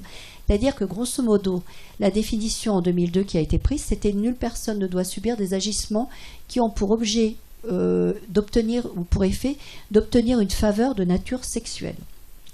Quand il y a eu l'affaire Strauss-Kahn, pure coïncidence, le Conseil constitutionnel a invalidé cette disposition. C'est-à-dire que pendant 3 ans, nous avons été le seul pays où le harcèlement sexuel n'était pas puni. Cette disposition a été réécrite quand même parce qu'il y a eu beaucoup de pression. C'est là que je vous dis quand même que ça bouge. Il y a eu beaucoup de pression de groupes de femmes, mais pas que de femmes. On est tous dans la même barque. Et donc il y a une nouvelle disposition qui est la suivante. Le harcèlement sexuel est le fait d'imposer à une personne de façon répétée des propos ou comportements à connotation sexuelle qui portent atteinte à sa dignité en raison de leur caractère dégradant ou humiliant, ou créer à son encontre une situation intimidante, hostile ou offensante. Donc c'est pas cumulatif, c'est ou. Donc vous voyez, on ne dit pas que, par exemple, c'est pas un viol, c'est pas un attentat à la pudeur, c'est pas, vous voyez, tout ça c'est d'autres incriminations pénales dans le code pénal. C'est vraiment cette kyrielle dont on vous parlait, de toutes petites choses, qui font que le matin, vous arrivez au travail, vous avez mal au ventre, vous avez envie de pleurer, puis vous vous arrêtez. Et à un moment donné, c'est vous qui êtes exclu parce que vous avez tellement été dans l'évitement que du coup, vous avez tellement évité que vous êtes exclu et il n'y a pas moyen de s'en sortir. Et donc à ce moment-là, désolé, c'est vrai que si la punition est le blacklistage, mais que dans l'autre pendant, c'est que vous soyez malade et en arrêt maladie, en dépression pendant 3 ans, je pense que la personne à côté de moi vous expliquera qu'il n'y a pas 2 secondes d'hésitation à avoir. Et les choses progressent, progressent de plus en plus. Alors, à partir de ces textes qui sont un peu rébarbatifs, mais qu'est-ce que ça vous permet de faire ?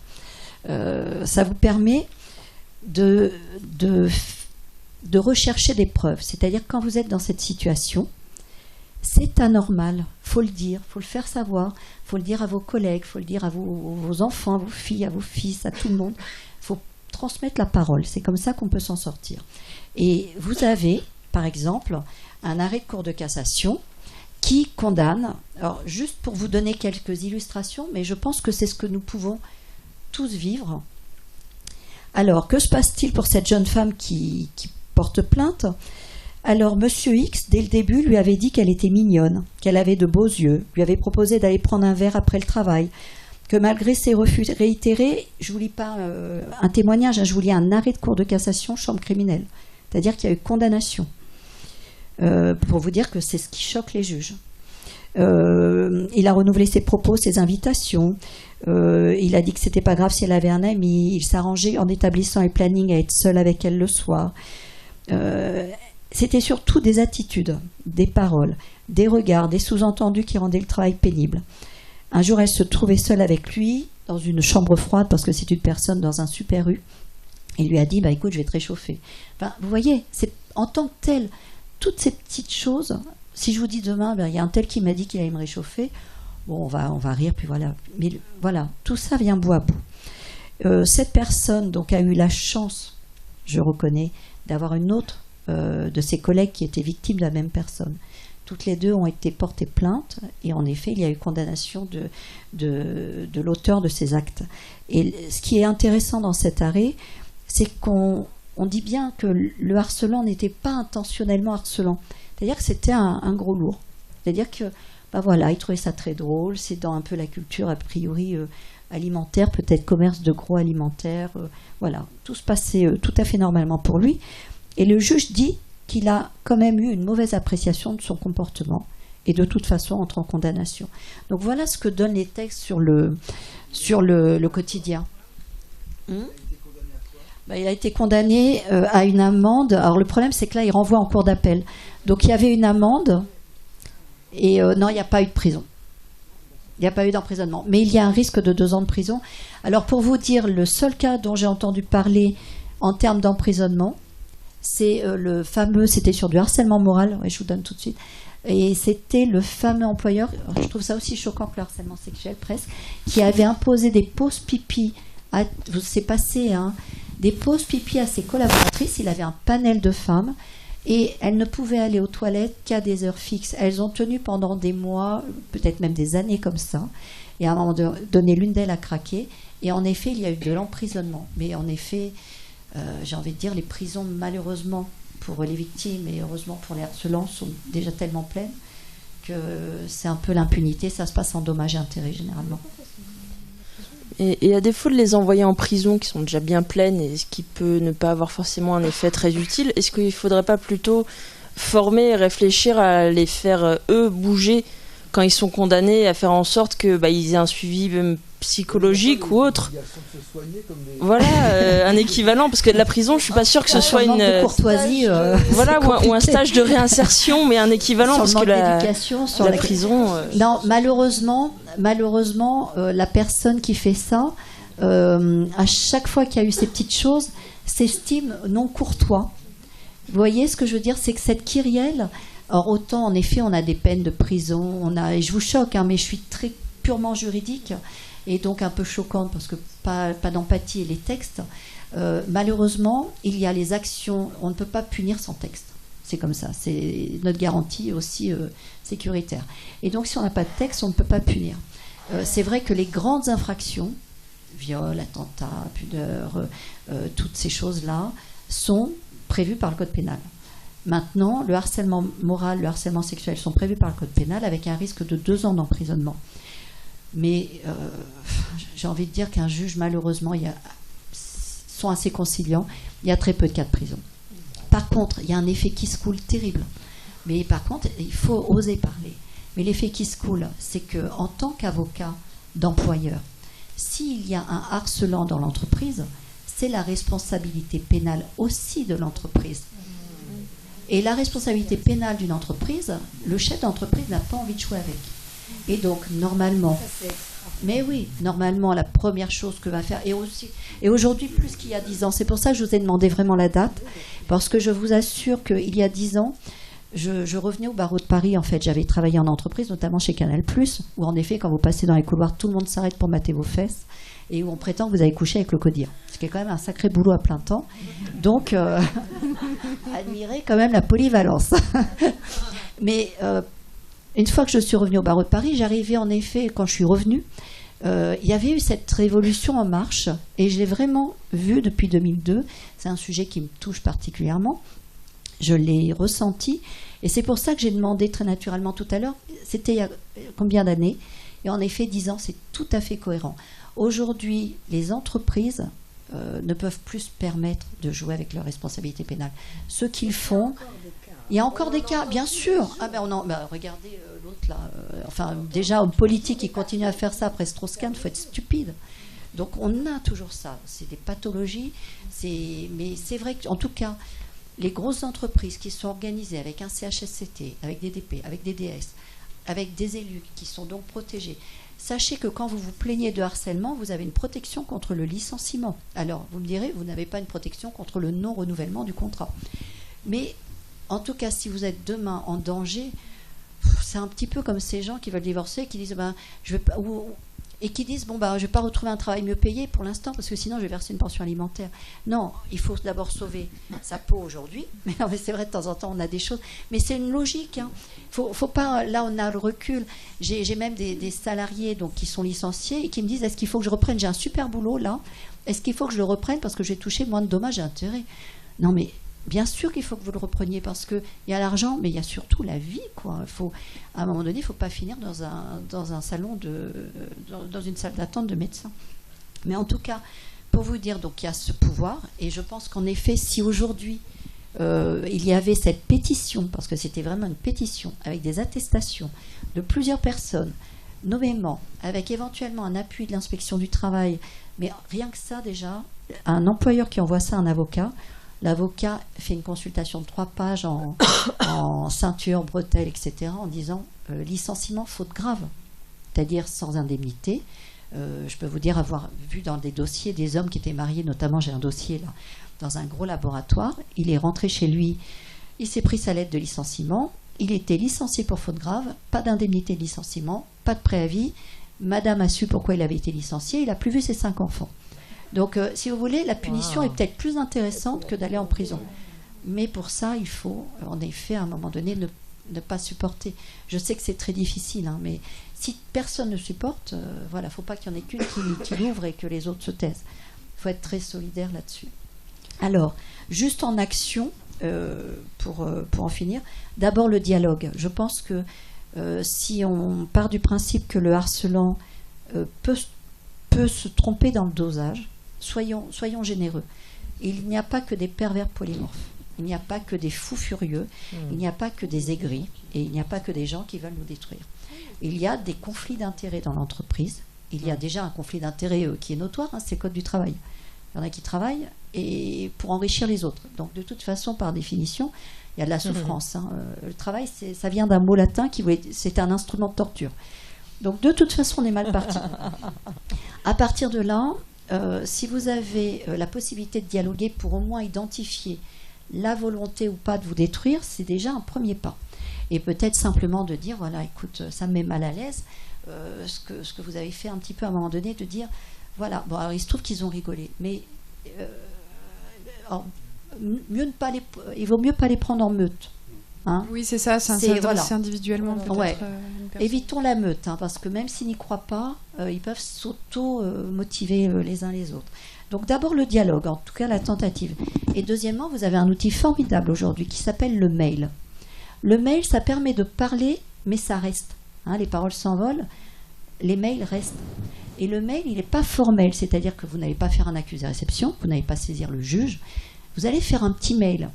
Et plus vous aurez affaire à quelqu'un de tordu, et plus vous allez, j'en suis désolée, mais devoir rentrer dans ce jeu de théâtre. Le travail est un jeu de théâtre. Vous devez endosser une tenue le matin, vous n'êtes, Dieu merci, je l'espère en tout cas, vous ne donnez pas tout au travail, vous êtes quelqu'un d'autre quand vous rentrez chez vous. Donc dites-vous qu'à un moment donné, ça participe aussi malheureusement de ce milieu professionnel parfois hostile, et mettez en place vos armes. Vos armes ne sont pas obligatoirement les plus féroces, c'est simplement ce qu'on appelle se faire des preuves à soi-même. Voilà, tu m'as dit tout à l'heure, écoute, voilà, faut que je te le dise, mais ça me gêne de te le dire en face. Sache que j'en ai marre que tu me parles de ma petite jupe, ou sache que ça me met mal à l'aise, que tu me proposes, ça fait la 3e fois que tu me proposes de me voir le soir, ça me gêne, voilà. Merci beaucoup pour ton attention, je suis très contente de travailler avec toi. Cet élément, au-delà du fait que ça peut gérer la situation, cet élément vous permettra d'avoir une première pièce. Et un avocat, il est super content quand il a ça. Alors si vous m'en avez 3 ou 4, franchement, on est super content. Parce que là, on peut vraiment négocier quelque chose. La première des négociations consistant à ce que vous soyez intouchable. Au sens propre et figuré d'ailleurs, professionnellement, et par cette personne qui a tendance à confondre tout. Donc voilà, il faut nous aider. Et donc ça veut dire que la première étape de construction psychologique doit être faite pour rentrer en armes égales en fait. On avait un témoignage. Non, en fait, moi je voulais savoir question justement comment se préparer un dossier éventuellement. Des écrits, quel type de preuves on peut avoir, parce que on peut dire à la limite une fille mal intentionnée à l'égard de quelqu'un peut aussi faire de la salir la réputation de quelqu'un parce que ça arrive, on connaît tous. Voilà. Donc quelle est la matérialité qu'on peut essayer d'approcher La preuve est libre en droit social et en droit pénal. Et donc, tout ce qui est écrit, tout ce qui est attestation. Donc, vous avez peut-être, justement parce qu'il y a beaucoup de turnover et que le milieu est petit, vous pouvez avoir d'autres personnes qui sont concernées et qui sont passées dans les griffes. Donc, peut-être voir, en effet, quand vous disiez, à un moment donné, il n'y avait plus beaucoup, les garçons partaient. Et puis, voilà, peut-être aller vers les gens qui sont partis. Et libérer la parole. Souvent, quand vous avez un témoignage, comme par hasard, on en a 2-3 dans la foulée. Hein. Donc, des attestations, ça, il y a un formulaire, hein, c'est très simple. Des preuves qui sont, par exemple, quand j'entendais parler il modifiait les plannings au dernier moment, il changeait les studios, tout ça. Alors, vous disiez, ce sont des décisions de travail. En fait, vous avez raison, en fait, c'est des agissements de harcèlement moral, mais en effet, ça a une connotation, ça a une coloration à l'origine de décisions de gestion. Mon pouvoir de direction, mon pouvoir de subordination fait que j'ai le droit, en effet, de vous dire d'aller dans cette salle de réunion, ou j'ai le droit de vous changer votre planning, bon, peut-être pas n'importe comment, mais... Et donc, c'est de l'abus, en fait, c'est de l'abus, c'est-à-dire ce sont des abus de gestion qui sont plus dans l'intérêt de l'entreprise, mais contre votre intérêt.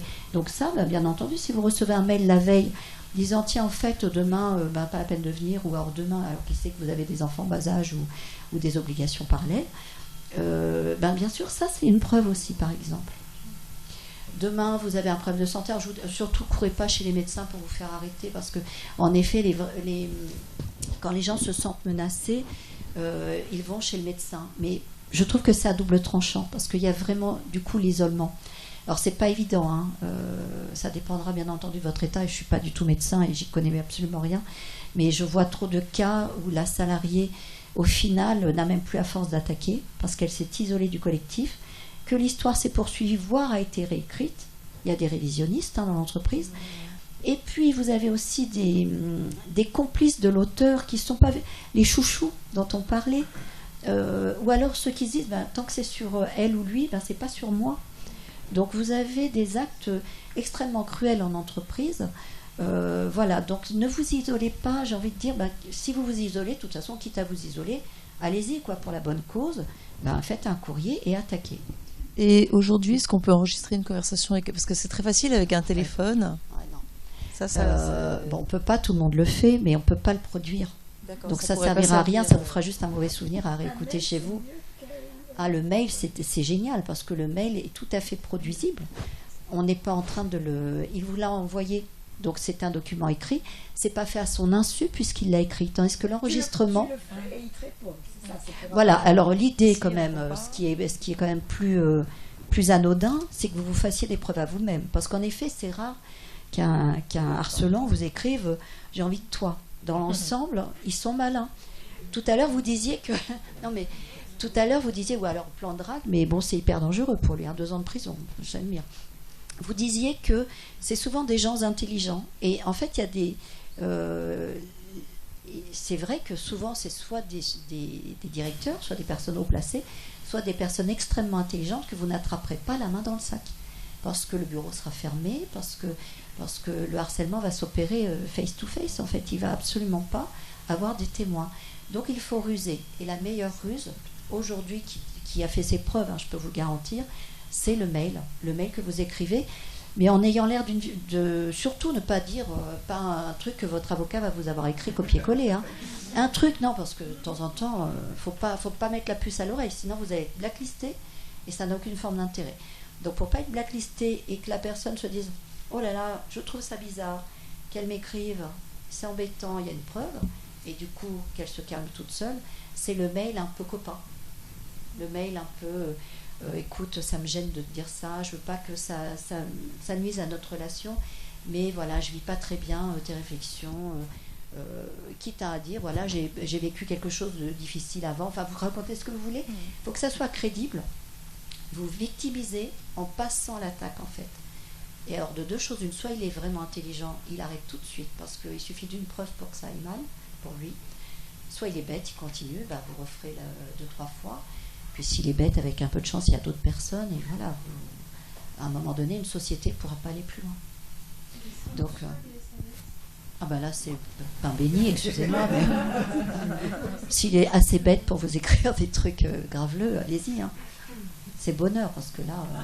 Voilà, c'est pareil, oui, c'est daté, en fait, c'est une preuve... c'est daté, il n'y a aucun souci, vous avez la preuve, vous avez aujourd'hui un mail est une preuve devant les juridictions. Et puis un SMS, c'est encore plus personnel qu'un mail. SMS, c'est encore mieux. Et SMS et mail sont des preuves. Vous pouvez avoir des captures d'écran, vous pouvez, si vraiment demain vous n'en pouvez plus, vous prenez un huissier et vous lui faites voir les mails, vous avez un rapport d'huissier, ça coûte 200 €, et il vous fait un rapport extrajudiciaire sur j'ai constaté dans la boîte de messagerie de Madame Machin les messages suivants de Monsieur Machin, et j'ai constaté sur son téléphone dans sa boîte vocale tel message, il peut prendre note des messages, parce qu'autant on n'a pas le droit d'enregistrer sans le consentement de la personne, autant dès lors que la personne a accepté de laisser un message, elle consent. Et donc vous pouvez, la petite subtilité, et vous pouvez donc enregistrer votre boîte vocale, vous pouvez la communiquer. Ça aussi, ce sont des éléments. Donc on a quand même des arguments. Ça, c'est la phase, j'ai envie de dire, où on se débat tout seul. Donc première phase, je me construis, je sais que c'est pas normal parce qu'on me l'a dit, et là c'est à nous tous de le dire, et de le rabâcher, et d'en parler tout le temps, d'envoyer ce compte rendu, d'en parler partout. Ensuite, ok, je sais que c'est pas normal, on vous aurait fait gagner beaucoup de temps. Du coup, je rentre en bataille, et donc je fais mes petits mails, je garde mes SMS, je rentre. Et si vraiment ça ne s'arrête pas, à un moment donné, je peux lui parler en face à face en lui disant, écoute, voilà, moi maintenant la prochaine étape, je me fâche. Si la personne persiste, je suis désolée, mais à un moment donné, c'est soit vous partez sans rien, soit vous partez en vous disant que vous allez le faire peut-être pour vos enfants, vos petits-enfants, parce qu'à un moment donné, il faut bien que ça bouge. Mélanie, c'est l'ultime étape. Et Mélanie, ayant entendu ça, tu te dis que tu aurais fait quoi rétrospectivement Non, mais est-ce que tu te sens... Aujourd'hui, ça arriverait, vous feriez quoi? Aujourd'hui, ça arrive, vous arrivez dans un studio et vous avez une personne qui a des attouchements, qui vous dit, j'ai envie de dire, le vôtre avait mis en place un scénario de consolation, mais il y en a qui ne se donnent même pas cette peine. Vous feriez quoi aujourd'hui? Honnêtement, non, je sais pas trop. Non, mais déjà, ouais, voilà, un mail. Après, des textos, donc j'en ai eu, donc j'aurais pu avoir parce que j'ai eu le cas où on pique mon numéro et donc on m'écrit des messages. Mais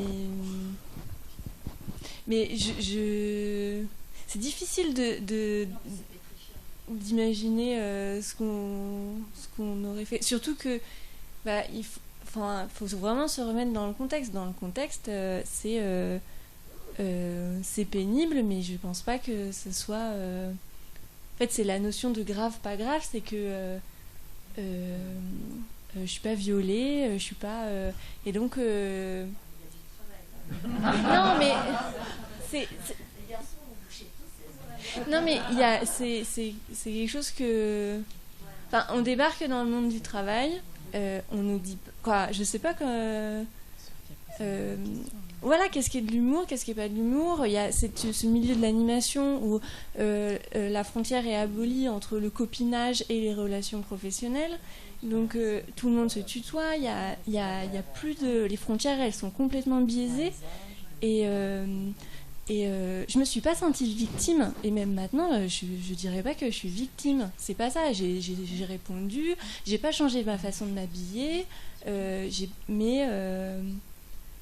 mais quand même, j'ai changé de studio et c'était un soulagement au quotidien de voir que, en fait, ce qui s'était passé avant, c'est pas le cas partout et c'est pas.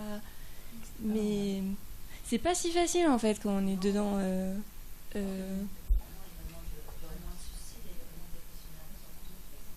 Mais après, encore une fois, dans le milieu de l'anime, le sexisme est hyper normalisé.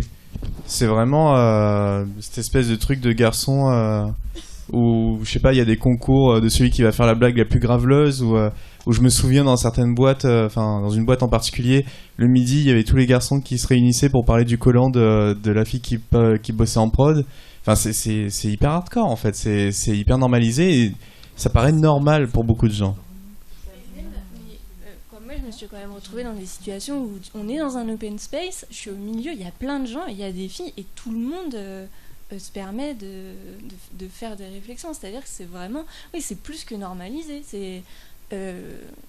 autant moi, je me rendais pas compte, mais je pense que il y en a énormément autour qui se rendaient pas compte non plus. Qu'au final, c'est pas normal.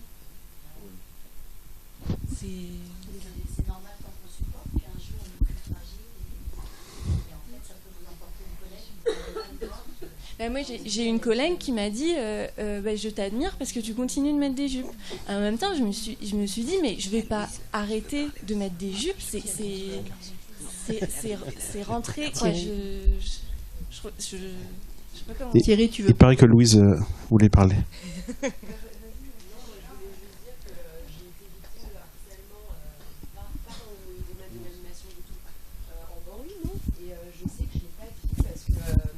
Hiérarchique était masculin et en fait je pense que c'est là où ça bloque énormément, c'est que je me voyais pas du tout aller voir même un homme qui avait l'air très gentil et très respectueux, je me voyais pas dénoncer un de ses pairs à quelqu'un qui était de sexe masculin. Maintenant ça serait peut-être différent parce que j'étais jeune et j'étais en stage, mais je pense que là c'est le gros problème et le gros problème il vient que s'il y a des femmes dans la hiérarchie, et c'est assez rare mais ça arrive, il faut qu'elle soit sensibilisée à ça et qu'elle participe pas à ce que vous dites, que tout le monde trouve ça normal, même si ça arrive dans un open space. Et je trouve que la clé, elle est vraiment là parce que personne ira parler à son supérieur hiérarchique si c'est un homme âgé.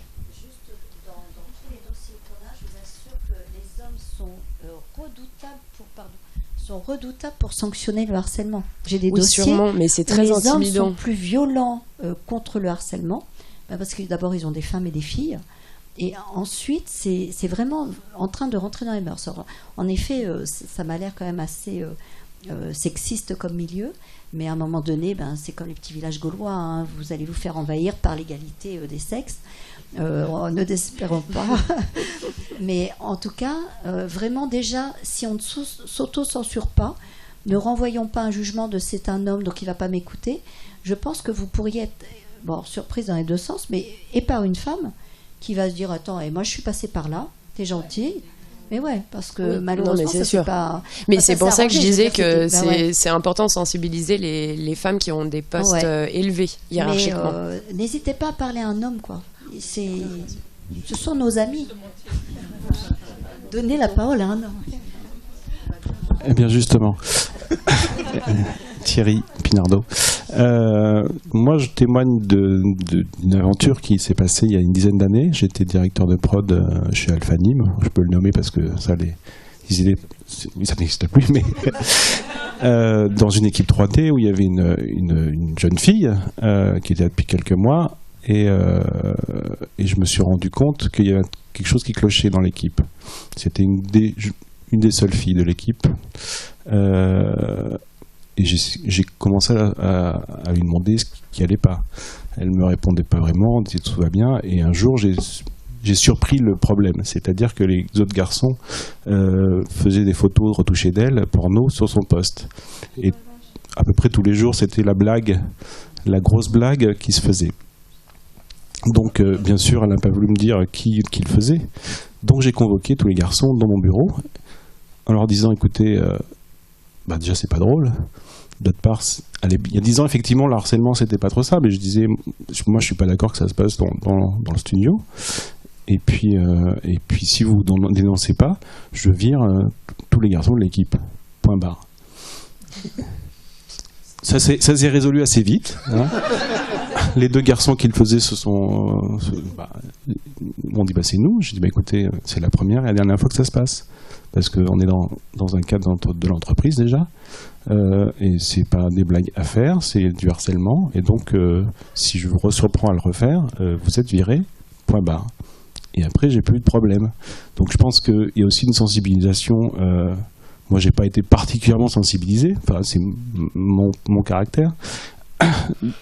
Des directrices et directeurs de prod au studio, de peut-être faire un peu attention aussi à ce qui se passe dans leurs studios et dans leurs open space.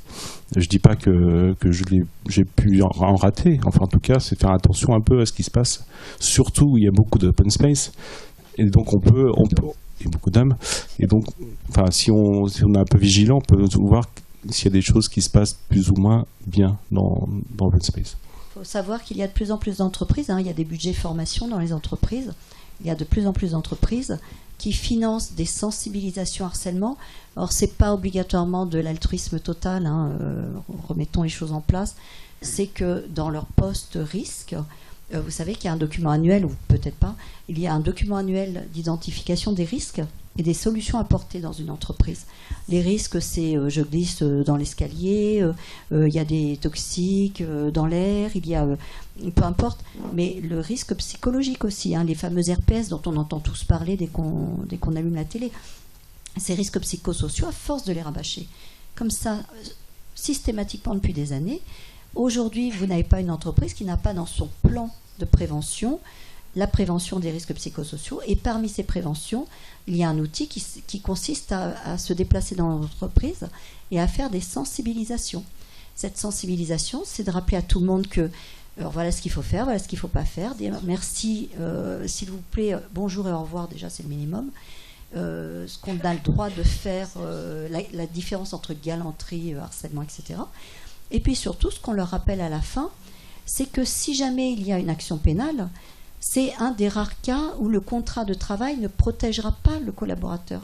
C'est-à-dire que ce n'est pas seulement la société qui ira devant le juge correctionnel. Le salarié peut aussi se retrouver à devoir vendre sa maison.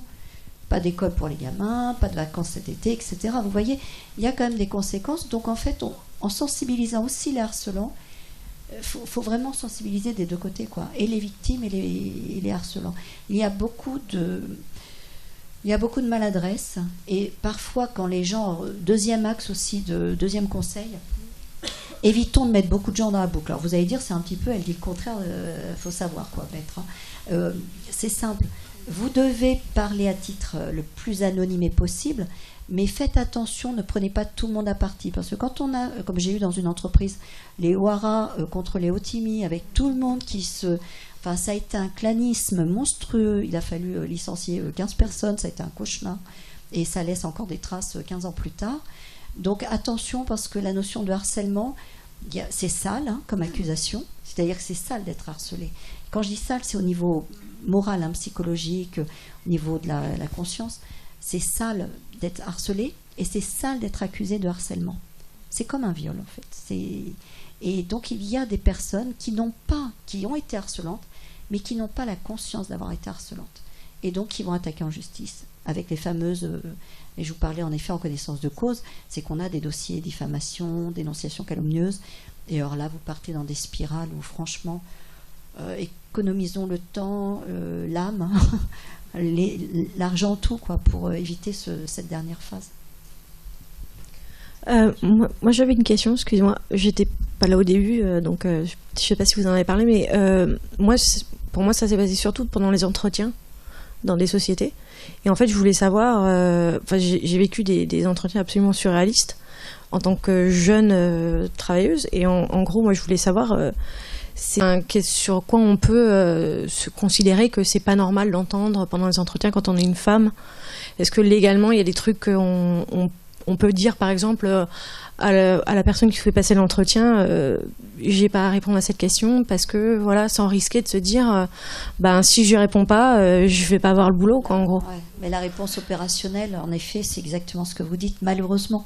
C'est-à-dire qu'en effet, sont protégées aussi les personnes qui vont en entretien, tout ce qui est recrutement, tout ce qui est formation, tout ce qui est accès aux rémunérations, aux promotions. Tout ça, les personnes sont protégées contre les ruptures d'égalité, dont le sexisme. D'ailleurs, le principe d'égalité, il est bien au-delà du sexisme. Mais en effet, malheureusement, vous avez encore aujourd'hui dans les entretiens des personnes, hommes ou femmes, qui vous demandent si vous comptez faire des enfants, qui vous demandent si vous avez un copain, qui vous demandent de porter une tenue, en disant ici, je vous préviens, voilà, on est assez strict, ça sera, on veut des jupes. Vous avez des débordements. Pourquoi ? Parce que c'est en effet, vous êtes entre vous. La seule chose qu'il faudrait faire, comme font les associations antiracisme, c'est de pouvoir établir, et donc à un moment donné, peut-être d'être 5 jeunes femmes plutôt sympathiques, et puis changer les réponses. Enfin, mais ça nécessite une armada de temps et de moyens que vous n'avez pas. Enfin, ouais, parce que quand on est jeune et impressionnable, c'est naïf surtout. C'est vrai que là, c'est preuve de preuve. Voilà, c'est ça, c'est très délicat. Et je réalisais que le seul entretien pour moi qui s'est bien passé, c'est un entretien que j'ai passé avec des femmes. Et c'est triste à dire, quoi. Moi, je voudrais revenir sur quelque chose qu'on néglige en étant dans ce secteur d'activité, c'est la médecine du travail. En fait, on considère qu'on va passer une visite médicale tous les 2 ans, que ça dure 2 minutes et demie, et encore en poussant le bouchon loin. Or, pour avoir été avec des médecins, avoir discuté avec les médecins de la médecine du travail, ils sont tout à fait ouverts au fait qu'on peut parler complètement d'autre chose, et on peut parler de harcèlement. Et qu'un médecin du travail, quand il va aller voir après votre employeur pour visiter l'entreprise, mais aussi sensibiliser l'employeur au fait qu'il y a une personne ou une autre personne, parce que devant le médecin du travail, vous pouvez citer des noms, je peux vous dire que l'employeur, il va regarder un peu autrement la personne, et ça va aussi le sensibiliser. Comme disait madame, le patron, la direction est aussi impliquée dans les problèmes. Donc la médecine du travail, il faut y penser, parce que c'est pas obligatoirement une fois tous les 2 ans, ça ce sont les textes, on peut y aller plus, on peut y aller tous les 3 mois si on le souhaite, il suffit qu'on prenne rendez-vous, et on peut complètement parler de ce sujet auprès des médecins du travail. Je vous assure que j'ai déjà parlé de ce problème avec eux, et que ça, oui, c'est nouveau, mais ils sont sensibilisés à ça. Donc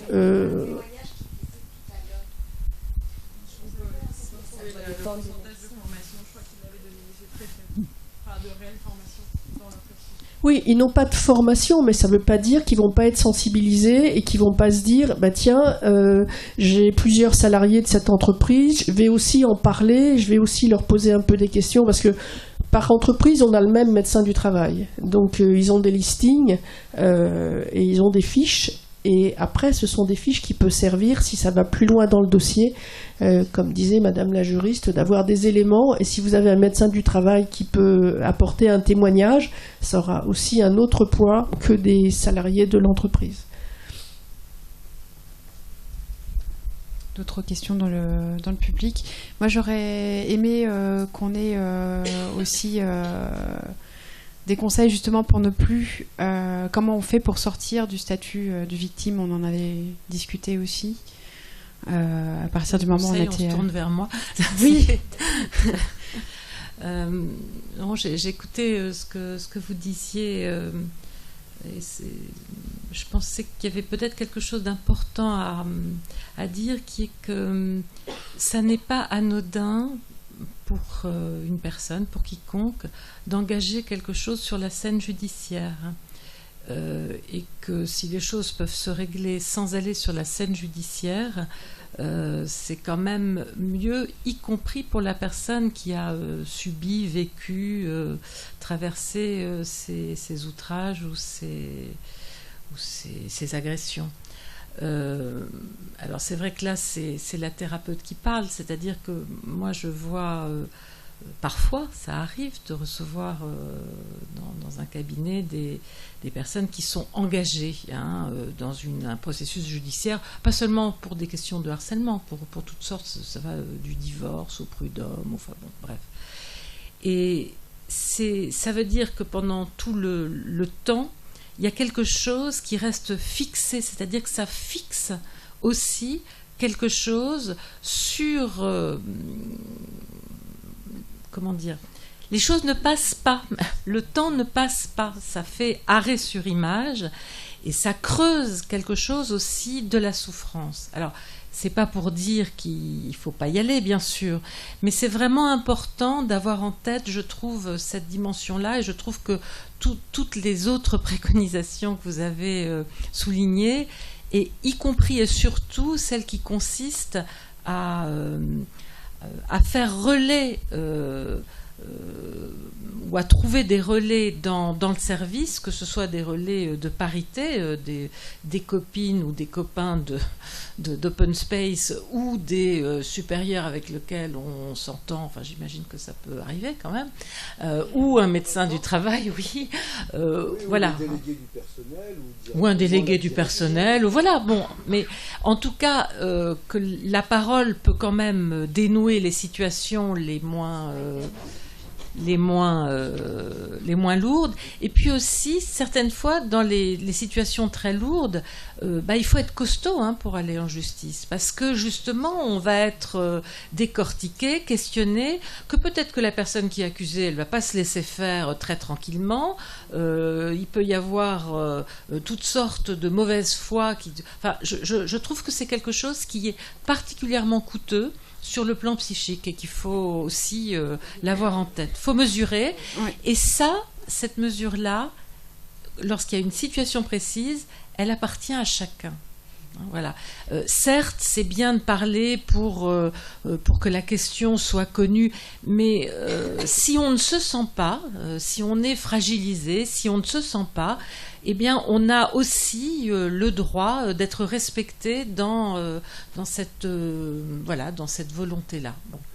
Alors ensuite, quand on avait parlé au téléphone, on avait aussi évoqué, moi, quelque chose auquel je suis particulièrement sensibilisée. Ce que j'ai pas dit quand je me suis présentée, c'est que j'ai une activité en cabinet, et puis j'ai aussi une activité dans le secteur de la maltraitance, des enfants maltraités. Donc, pour dire un petit peu que c'est une question que j'ai pensée d'une autre place, c'est cette question de la victime. C'est un mot qu'on a beaucoup entendu. Et que l'on aille sur la scène judiciaire ou non, que l'on soit reconnu ou non en tant que victime, il me semble que il n'y a pas de... c'est pas une fin en soi, et que être victime, c'est pas une identité, c'est absolument pas confortable, et qu'à un moment donné, il importera à la personne de dépasser cette éventuelle reconnaissance sur la scène judiciaire pour passer à autre chose, justement pour que le temps passe et pour que l'histoire passe. Alors, tant mieux que vous ne vous soyez pas senti victime, juste emmerdé par ces agissements-là. Ça me semble pas être une fin en soi que d'être victime. Et aussi, alors pour revenir juste rapidement à quelque chose qui a été dit au début par vous, je crois, c'est que si on attend de la scène judiciaire qu'elle soit la réparation de tout ce que l'on a vécu, on risque d'être d'autant plus blessé s'il n'y a pas reconnaissance sur cette scène-là. C'est-à-dire que la scène judiciaire, elle reconnaît, comme vous l'avez dit, il y a des textes. Alors on peut trouver que c'est trop peu, trouver qu'on n'a pas été assez entendu. On sait bien que dans le jeu des avocats, certaines fois, alors dans les situations de maltraitance pour enfants, je peux vous dire qu'il y a des choses qui peuvent quelquefois, on est quelquefois très indigné de ce que l'on peut voir, et que justement tout notre travail va être de permettre à un enfant, je parle de ce que je connais, qui a vécu des choses très difficiles, même s'il n'est pas reconnu sur la scène judiciaire, de savoir qu'il est entendu, et de savoir qu'il y a une vie en dehors du prétoire, quoi. Voilà. Ça, c'est une chose qui me semble importante. C'était juste la question en fait que je me posais. Alors je sais pas si c'est une question personnelle, on va dire. Est-ce qu'il peut aussi y avoir la peur d'être marqué à vie, c'est-à-dire d'être celle qui à un moment donné a été victime, alors que on essaye de s'en sortir soi. C'est-à-dire d'être marqué dans le regard des autres, j'entends, dans des petits milieux comme les nôtres. Bien sûr, bien sûr. Mais c'est pour ça que je crois que dans ce que l'on peut apporter comme aide et comme soutien à une personne, c'est certainement pas, de mon point de vue, seulement en lui assonant « tu es victime, tu es victime, tu es victime ». Tu vis quelque chose qui est inacceptable, ça n'est pas pareil que tu es victime. Bon. Alors après que ce vocabulaire-là soit... utilisé sur la scène judiciaire, c'est autre chose. Mais sortir du binaire, victime-agresseur, il me semble que c'est toujours une voie très salvatrice pour les personnes. Voilà. Merci. Est-ce que vous avez d'autres questions? Je sais pas. On va peut-être arrêter le débat et aller boire un verre. Eh ben oui, je sais pas. Bon, vous voulez la fin de la BD de Boulet? Je suis désolée, alors, je vais passer un petit peu parce que en fait, on voulait élargir un petit peu. Oui, raconte la BD, oui. En fait, c'est Boulet qui a participé à un blog féminin en tant que dessinateur lui-même, en signant sous un nom de fille, et qui s'est mis malheureusement à lire les commentaires. Donc c'est lui qui se représente en tant que jeune fille, et en fait, il s'aperçoit que tous les commentaires sont absolument atroce. Voilà, et c'est les filles après qui vont lui dire de désactiver les commentaires et de surtout ne pas les lire comme elles le font elles-mêmes, c'est-à-dire ne pas se faire de mal, ça sert à rien. De toute façon, c'est toujours des blagues salaces et des réflexions désagréables. Ça ne sert à rien d'aller se faire du mal. Voilà. Pour ajouter une dernière chose sur le Tumblr, T'as pas d'humour, qui a une durée de vie assez limitée en réalité. Vu qu'on va continuer à recevoir, à mon avis, des témoignages, mais ça va devenir de moins en moins fréquent. On voudrait mettre en place un système où on va créer une liste blanche des studios qui vont mettre en place des chartes contre le sexisme et tout ça. Oui, exactement. Et petit rappel pour ceux qui seraient intéressés, le Tumblr T'as pas d'humour est toujours amené à évoluer. Et si des gens ont des projets ou veulent créer des outils ou tout ce dont on parlait tout à l'heure, c'est bienvenu. C'est un terrain de création. Voilà.